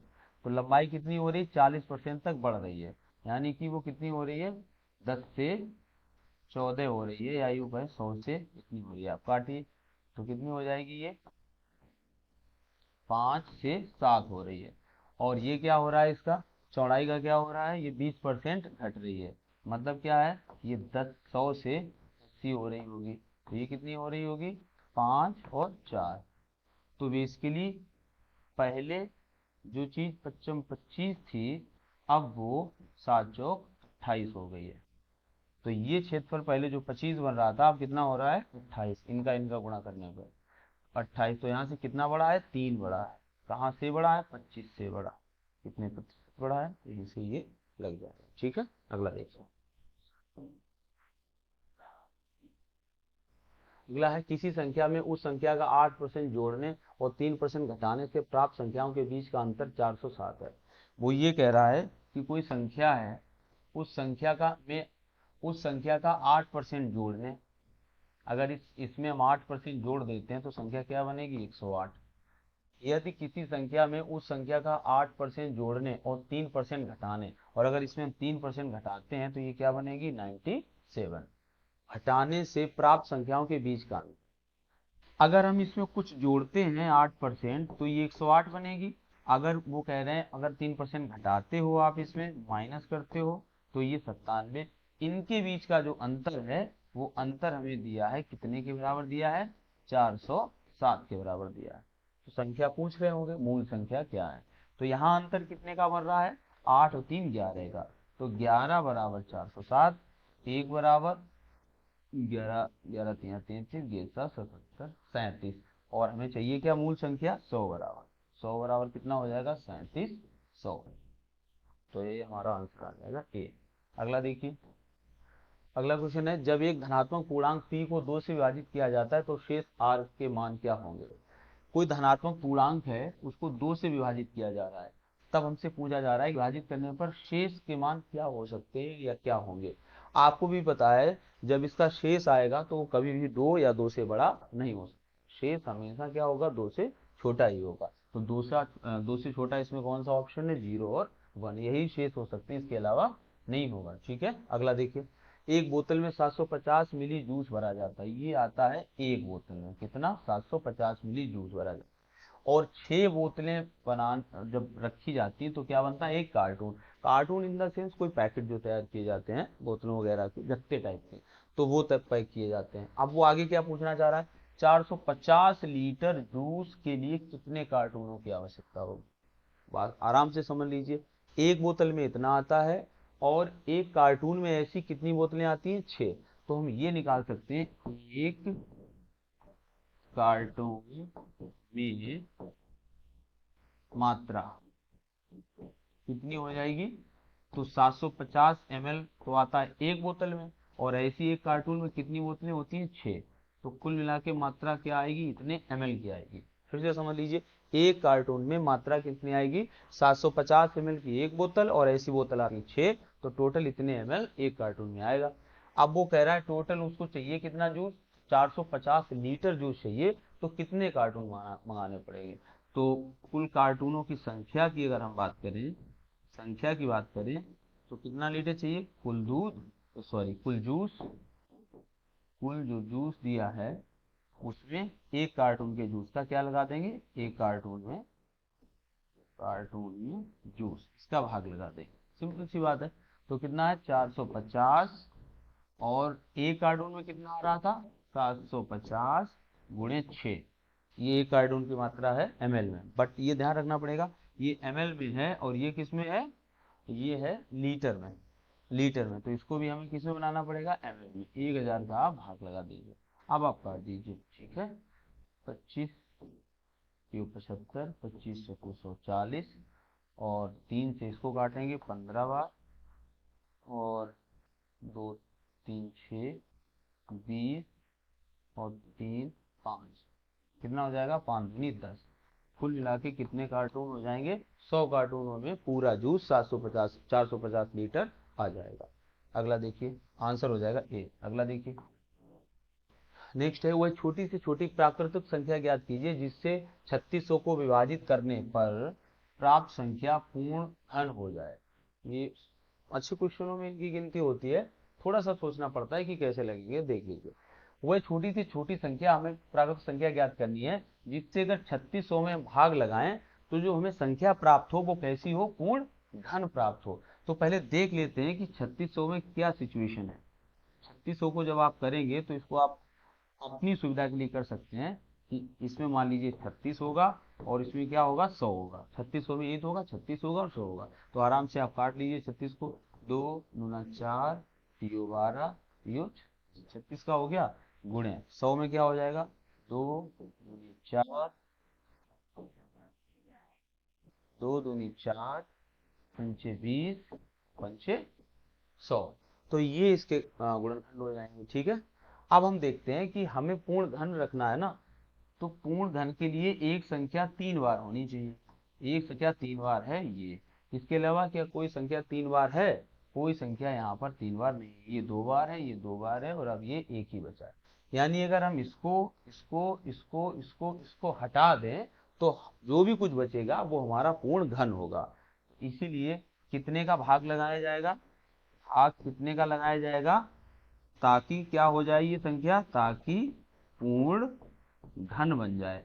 तो देख लीजिए 3 हटाने पड़ेंगे, ये भी 3 हटाने पड़ेंगे, एक 2 भी हटाने पड़ेंगे, एक 5 और ये भी 5 हटाने ही पड़ेंगे, तभी ये पूर्ण घन बन पाएगी। तो देखते हैं 3 प्रकार 9 दून 18 पंचे 90 और पंचे 9 पना 45 450। अगर हम 3600 में 450 का भाग लगा देते हैं तो जो मान आएगा वो पूर्ण घन होगा, क्योंकि तब वही बचेंगे, कितने 8 बचेंगे और हमारी संख्या पूर्ण घन बन जाएगी। अच्छा, इस तरह के सवाल में एक सवाल और पूछा जाता है, ये तो चलो भाग लगाने वाली कहती है बात, अगर कहते हैं कितने का गुणा करें कि ये संख्या पूर्ण घन हो जाए, अगर ये कहा जाता कि 3600 में कितने का गुणा करें कि ये संख्या पूर्ण घन हो जाए, तो वहां पर हम ये देखेंगे जिनके 3 3 के बन रहे हैं तो उनको तो छोड़ देंगे, जिनके नहीं बन रहे हैं, जैसे यहाँ 2 का बन रहा था तो 2 तो ऐसे ही, 3 का नहीं बन रहा था तो एक 3 का गुणा और हो जाएगा। तो देखो 1 2 3 हो गए, ये भी घन। और क्या बन रहा था, एक 5 नहीं था तो एक 5 का गुणा और कर देंगे, और एक 2 और बचा था, यानी कि हम 2 और 2 इतने का गुणा और कर देंगे। तो 2 बार 2 का गुणा कर देंगे, एक बार 5 का गुणा कर देंगे, एक बार 3 का गुणा कर देंगे। सबको गुणा करने के बाद हमने कितने का गुणा किया है उनको उनको देख लेंगे। फिर आंसर क्या हमारा आएगा कि 3600 में अगर हम इतने का गुणा कर दें तो संख्या पूर्ण घन बन जाएगी। तो भाग वाला एक तरह का होता है जिसमें चीजों को हटाया जाता है, गुणा वाले में और ऐड की जाती है। ठीक है, आगे देखिए अगला क्वेश्चन है, विभाजन के एक प्रश्न में रवि ने गलती से 3 के स्थान पर 8 से भाग दे दिया। किसी संख्या में 3 से भाग लगाने को होगा और रवि ने गलती से क्या किया, उसी संख्या में कितने से भाग लगा दिया, 8 से भाग लगा दिया। तो उत्तर कितना प्राप्त होता है, 15 प्राप्त होता है। सही उत्तर बताओ। तो देख लीजिए उसको लगाना था 3 से, भाग लगा दिया 8 से, जब 8 से भाग लगाया उत्तर कितना मिला उसको, 15। तो यहाँ से हम ये तो पता कर सकते हैं कि वास्तव में वो संख्या क्या थी जिसमें भाग लगाया गया था। तो 15 इसका गुणा कर देंगे तो 15 8 120, यानी इसकी जगह पर क्या था 120। अब हम 3 का भाग 120 में लगा देंगे और सही उत्तर हमें मिल जाएगा। 3 का भाग लगाएंगे कितनी बार जाएगा, 40 बार, चौक बार है 40, इसका सही उत्तर हो जाएगा। ठीक है, अगला देखिए। अगला है कोई 2 अंकों की संख्या तथा उसके स्थान, ये बहुत ही इंपॉर्टेंट सवाल है, सभी शिक्षक भर्ती में कहीं ना कहीं पूछा जा चुका सवाल। 2 अंकों की कोई 2 अंकों की संख्या तथा उनके स्थान परिवर्तन से बनने वाली नई संख्या का योग 110। 2 अंकों की संख्या ये मान लेते हैं, माना संख्या बराबर 2 अंकों की संख्या क्या है 10x प्लस वाई, जहां पर हमने x को दाई अंक माना है और y को इकाई अंक माना है। ठीक है, कोई 2 अंकों की संख्या तथा उनके स्थान परिवर्तन, और अगर हम इसका स्थान परिवर्तन करें, स्थान को परिवर्तन करें तो क्या हो जाएगा, ये जो इकाई पे है इसको दहाई पे ले आएंगे और जो दहाई पे है उसको इकाई पे ले जाएंगे, स्थान परिवर्तन हो गया। तथा उसके स्थान परिवर्तन से बनने वाली संख्या का योग, इन दोनों का योग कितना है 10x plus Y plus 10y plus x, और इसका योग कितना बता रहा है, इसका योग है 110। ठीक है, और क्या कह रहा है, यदि उन अंकों का अंतर 4 हो, अंक कौन से हैं इसमें, 10 अंक तो नहीं है, वो उसका स्थान है दाई है, अंक क्या है x और y, और वो कह रहा है यदि उन अंकों का अंतर यानी x माइनस वाई बराबर 4, x माइनस वाई बराबर कितना है 4 है, तो वह संख्या ज्ञात कीजिए। जरा यहाँ पर भी देख लीजिए, आप इनको जोड़ेंगे तो x से x जुड़ जाएगा और y से y, तो कितना हो जाएगा 11x प्लस 11y बराबर 110, x प्लस वाई बराबर कितना हो जाएगा 11 से कट जाएगा तो मान आ जाएगा इसका 10। ठीक है, एक समीकरण में ये मिल गया, एक ये मिल गया, यहाँ से आप x और y के मान आराम से निकाल सकते। y से y को काट दीजिए, 2x बराबर क्या आ जाएगा, 2x बराबर आ जाएगा 14, तो x बराबर कितना आ जाएगा 7, x का मान आ जाएगा 7, y का मान कितना आ जाएगा, जब यहाँ 7 मान रखेंगे तो y का मान कितना हो जाएगा 3। ठीक है, 3, तो ये दोनों x y के मान मिल गए, तो संख्या क्या हो जाएगी, अतः संख्या बराबर कितना हो जाएगा, इनकी संख्या 10x प्लस वाई थी, तो 10x का मान कितना था 7 निकला था, 7 प्लस y का मान कितना निकला था 3 निकला था, तो 3 रख देंगे, तो 10 70 और 3 73, तो वो संख्या हमें क्या मिल जाएगी 73। देखिए ये इधर उधर सब लग रहे हैं, ये सिर्फ इसलिए है क्योंकि आप कोई हम सोच रहे हैं कोई नोट्स नहीं बना रहे हैं, के, आप सिर्फ सवालों को समझ रहे होंगे। तो जो जहां भी लिखा जा रहा है आप सिर्फ उसको समझिए, बाकी कुछ नोट्स वो बनाने लास्ट बिल्कुल टाइम है, तो आप इसको देख के अपना एग्जाम दीजिए। ठीक है, अगला देखिए क्वेश्चन। दो संख्याओं का गुणनफल 48 है, तो दो संख्याओं का गुणनफल कितना है, 48 है। उनके वर्गों का योगफल 100 है। उनके वर्गों का X square plus Y square बराबर कितना है, 100 है। तो इन दो संख्याओं का योगफल ज्ञात कीजिए। हमसे पूछा जा रहा है एक्स प्लस वाई का मान क्या होगा। देखिए इसको आप कैसे भी करके लगा सकते हो, बाई ऑप्शन भी लगा सकते हो, थोड़ा सा लॉजिक लगा के भी लगा सकते हो। एक्स और वाई के ऐसे मान रखिए, एक्स और वाई के ऐसे मान रखिए कि ये शर्तें पूरी हो जाए। तो अगर इसको हम 8 रख देते हैं, इसको 6 रख देते हैं, तो कितना हो जाएगा, 8 छंग 48। ठीक है, और यहीं पर अगर 8 का गुणा 8 का वर्ग करते हैं, 8 का वर्ग, और यहाँ पर किसका वर्ग करते हैं, 6 का वर्ग, तो ये 64 हो जाएगा और ये 36 हो जाएगा, और ये बराबर कितना होता है, 100 के बराबर। तो ये कंफर्म हो गया कि दोनों क्या होंगी संख्याएं, एक 8 होगी, एक 6 होगी। 8 6, और इन संख्याओं का क्या पूछ रहा था, योगफल, तो 8 6 क्या हो जाएगा, 14। दूसरा बेसिक तरीका, अगर ये नहीं भी समझ में आता, बेसिक तरीका क्या हो जाएगा कि वो कह रहा था इनका योग चाहिए, तो आप बताइए योग मतलब X plus Y, X plus Y का होल स्क्वायर बराबर क्या होता है, X square plus Y square plus 2xy। ठीक, और ये हम लाए भी क्यों है, क्योंकि हमें दिख रहा है ना एक्स वाई का मान दिया है, X square plus Y square का मान दिया है। जब इनके मान दिए हैं और हमसे पूछ रहा है एक्स प्लस वाई का, तो यही फॉर्मूला ही एक बनता है इस सिचुएशन में। तो यहाँ पर X square plus Y square के मान कितना है, का मान है 100, plus 2 into X into Y का मान कितना है, 48। ठीक है, तो क्या हो जाएगा, 100 प्लस 48, 16 और 96, तो ये कितना हो जाएगा, 196। ये मान आ किसका रहा है, एक्स प्लस वाई के होल स्क्वायर।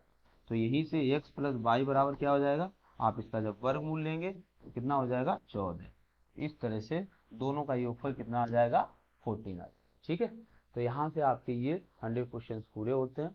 आई होप आपने इनको अच्छे से समझा होगा, और ये आपके आने वाले एग्जाम में काफ़ी ज़्यादा हेल्प करेंगे। आप देखेंगे कि इसी कॉन्सेप्ट के उसमें क्वेश्चंस आपको ढेर सारे मिलेंगे। तो आपके एग्ज़ाम के लिए बेस्ट ऑफ लक, होप आप सभी को सफलता मिले। Thank you for watching.